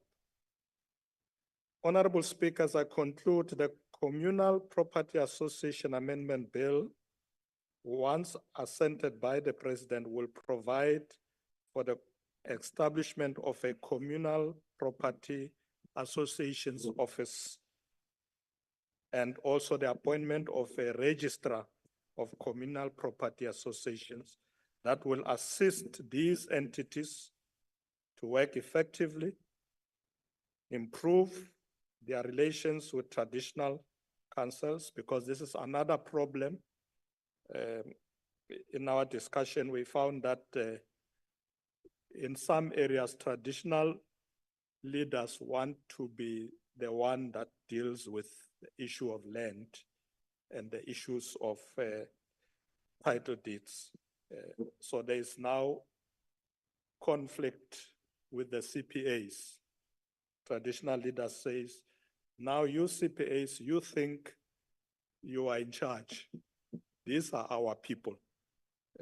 We should be the ones issuing the title deeds.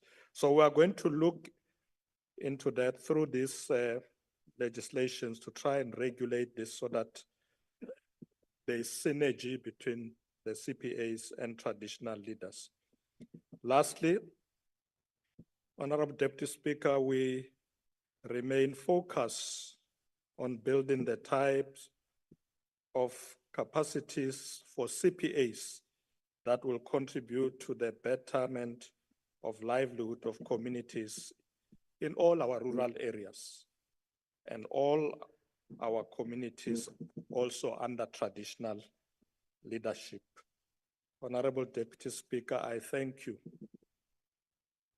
Thank you, Deputy President. The first supplementary question will be asked by the Honorable Mkalepi. Ngiyabonga Deputy Somlomo. Deputy President, siyayizwa incazelo yakho oyinikezayo.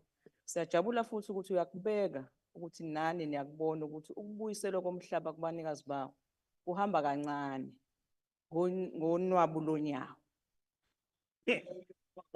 Ngonyawo lonwabu. So ke now umbuzo uthi noma iqiniso lithi sekuphele iminyaka engaphezulu kuka 25 nenza into eyodwa while abanikazi bomhlaba belindele ukubuyiselwa imhlaba yabo.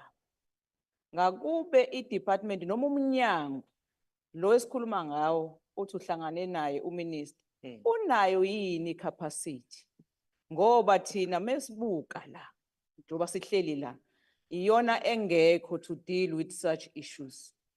So wena ke Deputy President, zithini inhlelo zakho ngoba mengikulalela lokuthi we are going to look at it, we are going to look, isho izinhlelo ezicacile.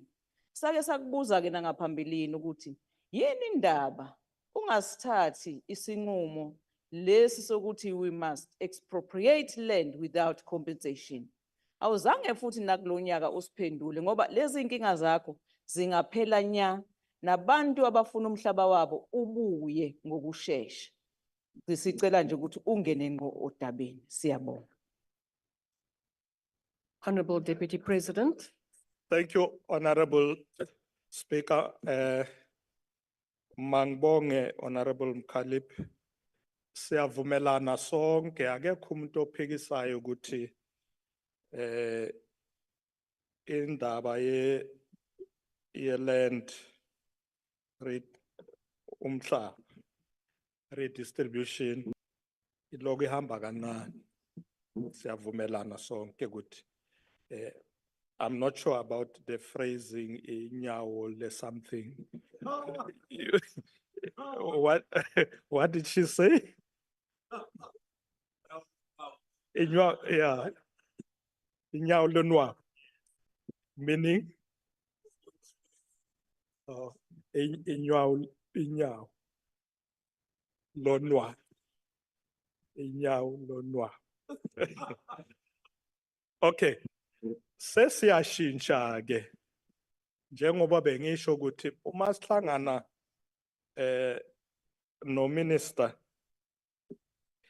besikhuluma yona le ndaba ukuthi make kusheshwe wangibonisa ke ukuthi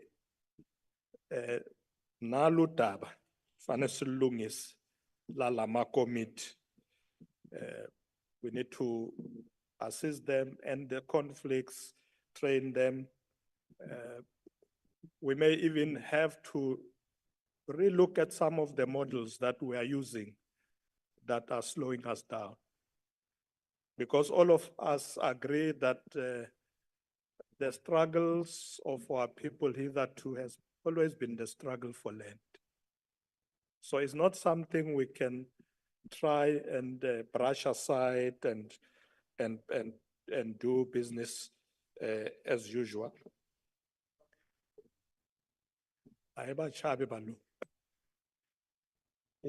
One of the things that which is in our hands as well is we do have a lot of government land by various government departments, and we have agreed with the minister that, you know, where we are in charge of the land, let's make that land quickly available. By the way, the issue of expropriation is happening. And we did say that there may be incidences where government may not have to pay to expropriate land. In fact, if you read the ANC resolution from our 55th conference,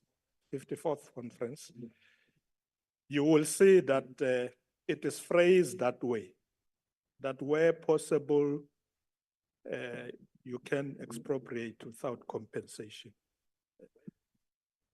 So in some situations, we had to buy land as government, but in some instances, we can expropriate with some compensation. So this should not be a matter of debate. It's a matter of how we do it. And from government side, we are committed to fast track. I think the member is concerned about that.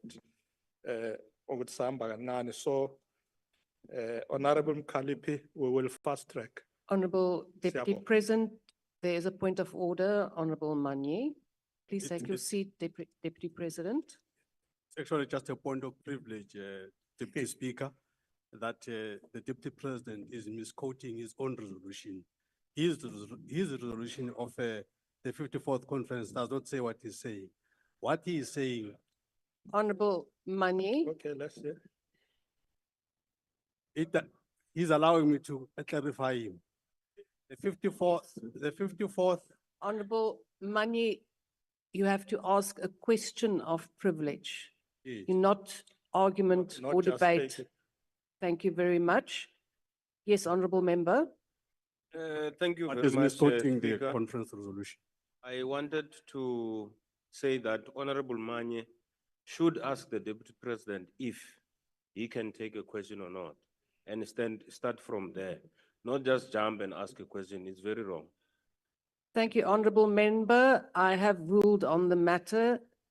Deputy President, please proceed. To answer Honorable Manye. Is it where I was? No, let me say, Honorable Manye, that we have been working like that in the government. Government ministers know, public works, others, that there will be incidences where you may not have to pay for land that you expropriate. They know that. So that's why I say it's not a matter of debate. It's a matter of situation, because the way the question is asked is almost like the ANC does not want to do it.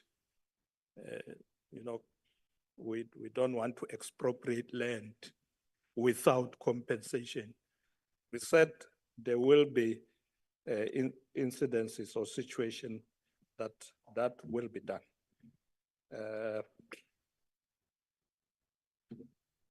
Okay. Thank you, Deputy President. Thank you. Next supplementary question will be asked by the Honorable Lucas. Dankie, agbare adjunct speaker. Goeiemiddag, ons adjunct president, waarnemende Goeiemôre. president van die land. My question is still with regards to the issue of CPAs and governance structures of the restitution areas. Honorable Deputy President, we have been utilizing these different governance models, but it's an open secret that it has really yielded mixed results so far. Mine, also yesterday, we've been briefed by a young person on his presentation to the University of Venda, that they think that this governance structures, the biggest issue is the issue of representativity, particularly the absence of women and young people in these specific structures. Now, as the responsible chairperson of the Interministerial Task Team, Deputy President, would you be able to advise the minister to embark on a study that will assist us to develop more inclusive or effective governance models for these restitution areas? It maybe it will assist to address the challenges that lead to the breakdowns of relations and also inhibit the success of our efforts. Or what is it the Deputy President can recommend in order for this your time is specific challenge expired. to be addressed? I thank you. Deputy President. Thank you, Deputy Speaker. Baie dankie, Agbare Lucas. Am I correct? Agbare. Yeah. Agbare Lucas. We will definitely engage with the minister about your proposal, but there are things that we can immediately look at. As I said earlier, immediate intervention, because we don't want to say to the population, land distribution is going slowly, we're still going to do a study. You get my problem? You can't say that to people. We still must go and do a study, so we are sitting board. What we need to do is to do the immediate interventions of capacitating those CPFs that Honorable Malema is saying they are dysfunctional, make sure they work properly, are properly trained, they have resources, and then include women. The challenge is that we know when you deal with rural areas, you know, you've got men dominating what's happening on the land, but it's a commitment that we can't run away from. We will look at it immediately. It doesn't need a study, that one, we must do it. We must sort out the representation and end the conflict.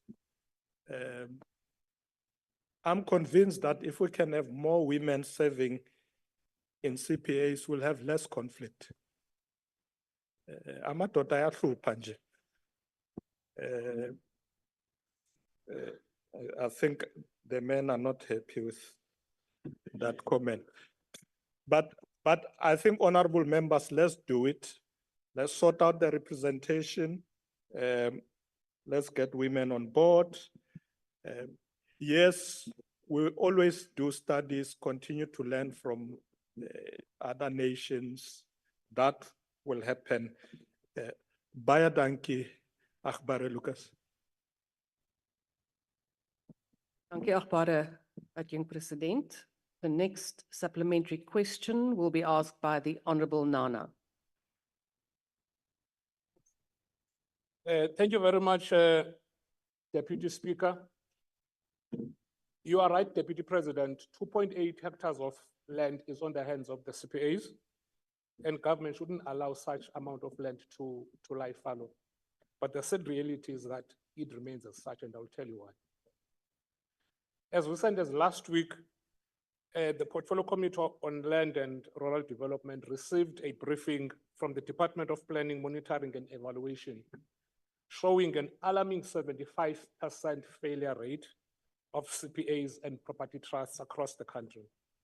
Will the Deputy President agree with me that trying to regurgitate a clearly failed concept of CPAs and property trusts can only lead to further loss of funds that we do not have?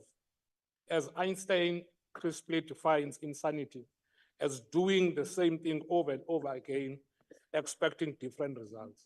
Deputy President, is it not about time that government should start thinking innovatively about the ownership models, such as individual ownerships of the land, and doing away with the failed concept of CPAs and property trusts?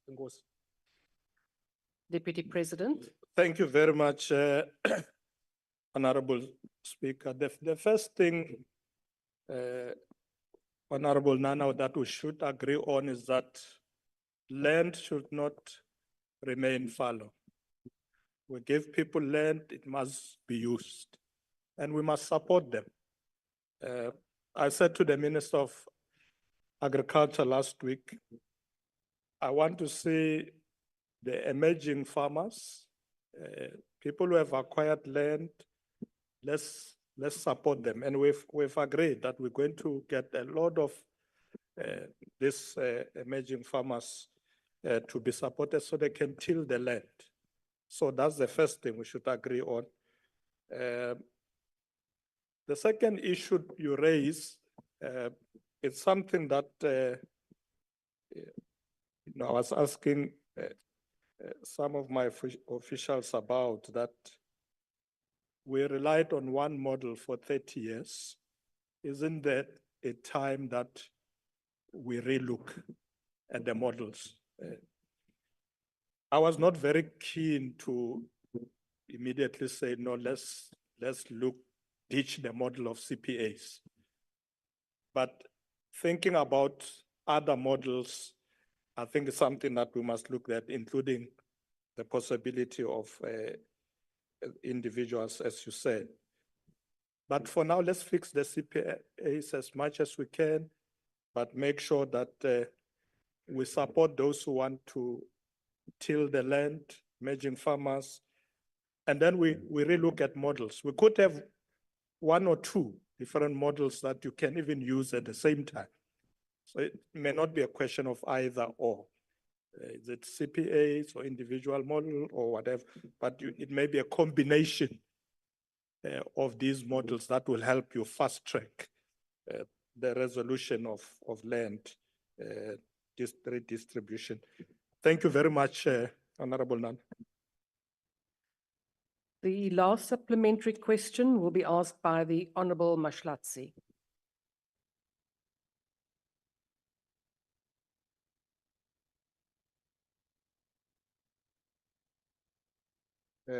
Motlatsi wa Presidente. Batho ba rona ba temo ba ferekanywa ke Trust Act le CPA Act. ba thola di contradictions mo jwale potso e ne ke batla go botsa yona ntate wa ka ke ena. Should the process of reviewing the CPA Act also initiate the re-examination of the Trust Act to enhance its role in facilitating the effective rural development? Thank you. Deputy President. Thank you very much, Deputy Speaker. Mranaka, ke tshepa hore ke ntho e re ka e etsang eo.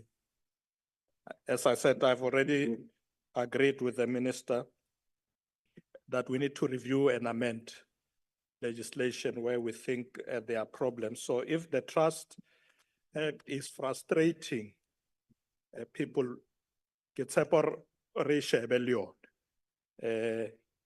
Ke dumelana le wena go menagane. Re tla etsa ka yona tsela eo. Se ke lebohile. Thank you, Honorable Deputy Speaker. Thank you, Deputy President. We now move on to the last question, which has been asked by the Honorable Hadebe. The question is about progress in eradicating the construction mafia and the bearing of these criminal organizations on the concept of a developmental state capable of driving development. Honorable Deputy President.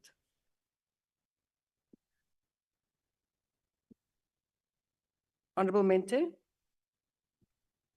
Thank you, Deputy Speaker. No, Deputy Speaker, there are people that are trying to join on the platform. No one is accepting them. In the past question and the question before that, we have been having people on queue. No one is accepting them from IT. Please intervene. Thank you very much, Honorable Mente. We will take this up immediately. Thank you for alerting us. Deputy President. Thank you very much, Honorable Deputy Speaker. Honorable Deputy Speaker, a similar question was asked by Honorable Hadebe in the 6th Parliament. I would like to thank Honorable Hadebe for the interest he has or demonstrating in what we are doing to address the challenges of construction mafia in the country. Honorable Deputy Speaker, on the 27th of March, I addressed a criminal justice system review conference where amongst other important matters was the criminality in the construction sector. When delivering the keynote address, I stated the following. Murderous construction mafias have brought many companies to their knees, and we must fight back to safeguard this industry. A concerted effort from all is necessary to unravel the complex web of construction site disruptions, which endangers lives and impedes the government objective of transforming the nation to a massive construction site that generates employment and expand the economy. That's what I said at that conference. Now, Honorable Deputy Speaker, in this regard, the South African Police Service, SAPS, has taken significant steps to address this issue by implementing a coordinated multidisciplinary response to criminal activities, including a special focus on the construction mafia in various provinces. An investigation capacity rather, has been established to address extortion and violence at construction sites across the country, with a particular focus on KwaZulu-Natal, the Eastern Cape, and other areas where similar problems have been reported. Furthermore, the SAPS has partnered with various stakeholders, including state-owned companies, government departments, private security companies, and civil society to enhance their efforts in combating these criminal networks.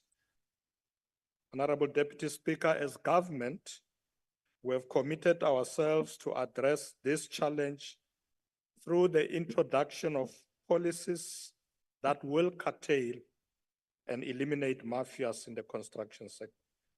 This includes the National Infrastructure Plan, the Critical Infrastructure Program, the Social Facilitation Program, and also the Infrastructure Build Anti-Corruption Forum. The Infrastructure Build Anti-Corruption Forum in particular is another intervention that is yielding positive results to stop criminal activities by so-called construction mafia. The Infrastructure Build Anti-Corruption Forum was formed in 2020 and is aimed at monitoring infrastructure projects and putting systems in place to detect, prevent corruption in the construction sector. The forum comprises civil society, representatives from built environment, various arms of government, including the SIU. Furthermore, the Department of Public Works and Infrastructure, through the application of the social facilitation concept, which was approved by Cabinet in May 2021, is conducting pilot projects like the one in Salvacore Precinct Strategic Infrastructure Projects. Honorable Deputy Speaker, given all these interventions I've outlined above, the challenge remains that the actual number of crimes committed by these mafias may actually be underreported, as witnesses and victims are often reluctant to come forward. It is crucial for communities, organizations, and businesses to work together with the South African police to bring these criminals to justice. Top-class detectives and criminal intelligence work must be intensified to produce airtight prosecutions and see these crime bosses evicted, locked up, and their proceeds of crime seized. The impact of these construction mafias on our nation's development cannot be underestimated. The existence and activities of construction mafias significantly undermines the concept of a developmental state as envisaged in our National Development Plan 2030. These criminal organizations pose serious threats to public safety and the integrity of construction projects, which are essential in driving economic growth and development. In conclusion, Deputy Speaker, as government at all levels, we are committed to address this issue through independent investigations and partnerships with organizations like Business Against Crime, but most importantly with civil society organizations who live around and know some of these criminals. Honorable members, let us stand together in the fight against these criminal gangs and work towards a safe and more prosperous South Africa for all living in it. Honorable Deputy Speaker, I thank you. The first supplementary will be asked by the Honorable Hadebe. Thank you, Honorable Deputy Speaker. Honorable Deputy President, considering the delays due to the construction mafia interference, projects run past their estimated completion time. These projects are subject to municipal infrastructure grant conditions. What has the government done to ensure that the implications of the construction mafia does not risk the withdrawal of grants from the municipalities. Thank you. Deputy President. Thank you, Honorable Deputy Speaker. And thank you, Honorable Khadeb. Indeed, I think your observation is correct that because of this interference, some of the construction companies, they leave site and therefore unable to conclude projects on time, and in some instances abandon the projects because they don't have money to pay the scams and so on. It's something that we will look at as well when we meet on Thursday to say, how do we manage the situation? Because we don't want people to go bankrupt. Or we have a situation where the funding agencies withdraw funding.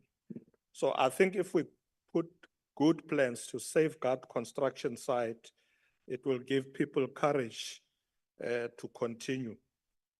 And where possible, if there are these disruptions, funding agencies should be able to relook at the completion of these projects and not penalize the victims.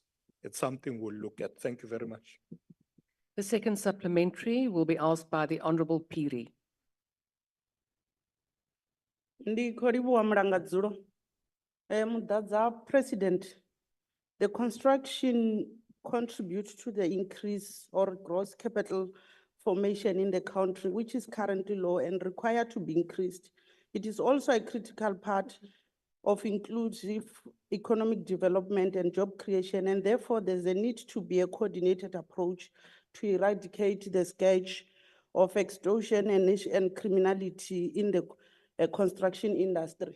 Mudadza President, mbudziso yanga ndi yauri kha hoyu muvhuso wa vhuthihi wa lushaka ri amba GNU u ḓo dzudzanya hani strategy tshawo na u farisana na zwa matshilisano kha heyi sekithara nga nḓila ine na ḓo shumisana zwavhuḓi. Nda vhuya hafho nda vhudzisa uri ngoho uyu muvhuso u ḓo khwaṱhisela hani heyu milayo ye vhone vha i bula vha tshi fhindula yori hu na phoḽisi dza uri vha ḓo kona uri vha kone u lwa na havha vhahomboki, vha dovha futhi vha lwa na havha vhane vha ita zwa vhukwila kana vhane vha vha uri ndi vha kha criminal sector. Vhone iyi milayo vha ḓo i khwaṱhisedza hani? Ndi a livhuwa. Deputy President. Honorable Piri, I can't agree more with you. Ndikolebo, GNU is prioritizing this problem. No, it's true. No, it's true. Look at our state of intent. The issue of crime is on top of our priority, including this construction mafia. Because remember that we want to grow the economy and create jobs. These construction mafias are affecting many of projects of government as well, of infrastructure. So, Honorable Pir, it is true that this government is prioritizing this matter. Ilaba kwendla kore ba tsotsi laba ba ti construction ba tiva ku ri mhaka ya vona yi herile. There will be no room for them because we have to build infrastructure. We must protect the companies that are working there so that they don't leave site. But if they are not protected, they will leave site. And therefore, this thing that will drive economic growth through infrastructure will become a pipe dream. So be assured that we are dealing with this matter and we are dealing with it forcefully. Bange ihlule batsotsi. Yena government angere power ile kae. Fane hi tirhisa. Yeah. Fane hi tirhisa powerless. Thank you very much, Honorable Peer. The third supplementary question will be asked by the Honorable Mare.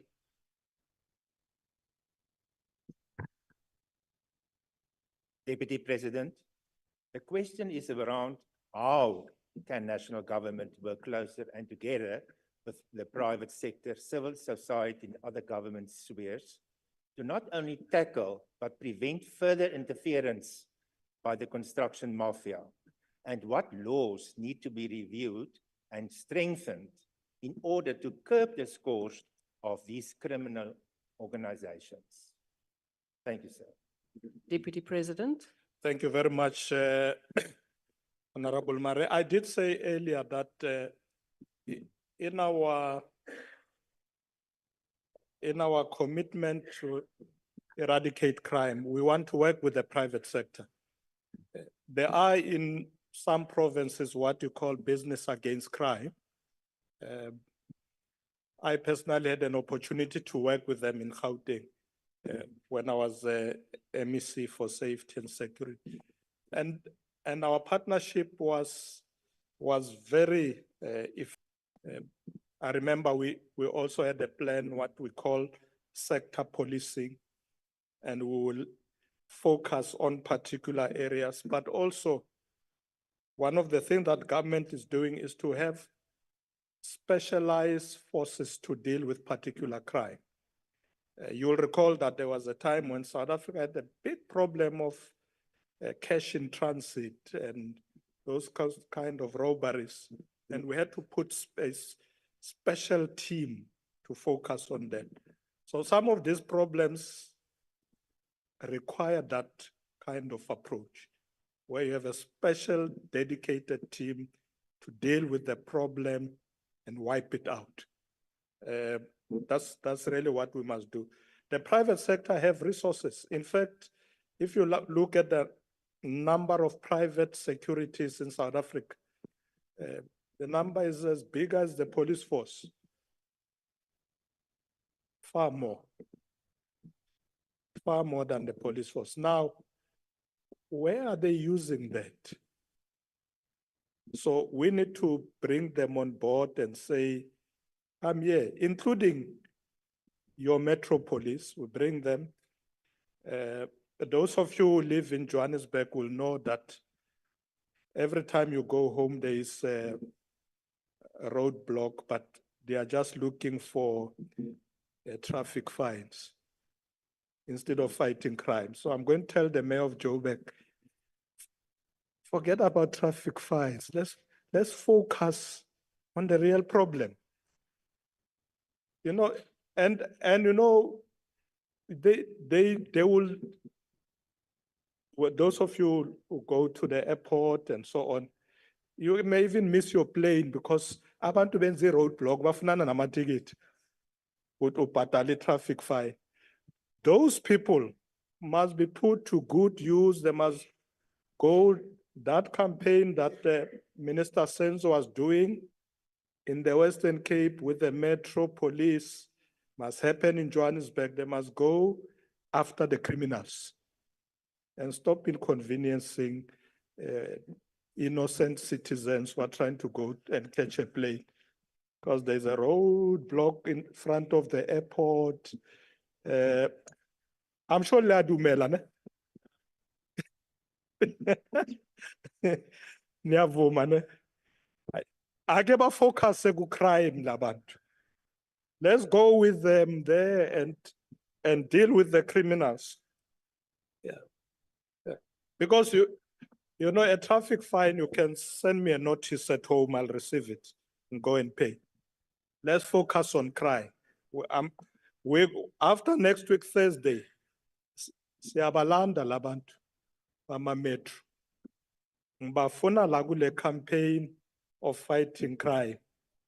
Let's focus. But otherwise, thank you very much, Honorable Mare. Thank you, Deputy President. The last supplementary question will be asked by the Honorable Kojane. Thank you. Honourable Kojane, please proceed. Thank you very much, Deputy Speaker, and good afternoon to the Deputy President. Deputy President, yesterday the Cabinet issued a statement that it takes a zero-tolerance approach against extortion. And furthermore, extortion often thrives where there is a lack of economic opportunity. I would also like to appreciate the Deputy President's response to the first question, which touched on the introduction of a national infrastructure plan and a social facilitation plan in conjunction with the Department of Public Works and Infrastructure. I would then like to ask how the government will ensure that these construction companies will upskill as well as equip local communities in construction and ensure that the construction procurement will benefit those same communities. Thank you. Deputy President. Thank you very much. Is that Honorable Kojan? Okay. Thank you very much. Yes, I think zero tolerance is a catchword. Criminals must know that their time is over. The government must implement a zero tolerance approach when it comes to crime. So I agree with you. The construction companies should empower locals, yes. I think we should agree on that. They need to be engaged. I know that the problem sometimes may not be whether they are empowering or not, but the people that they are empowering are being intimidated.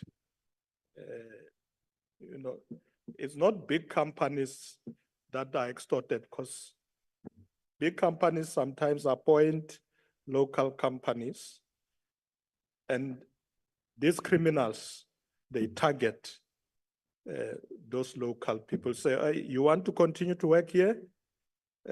Pay.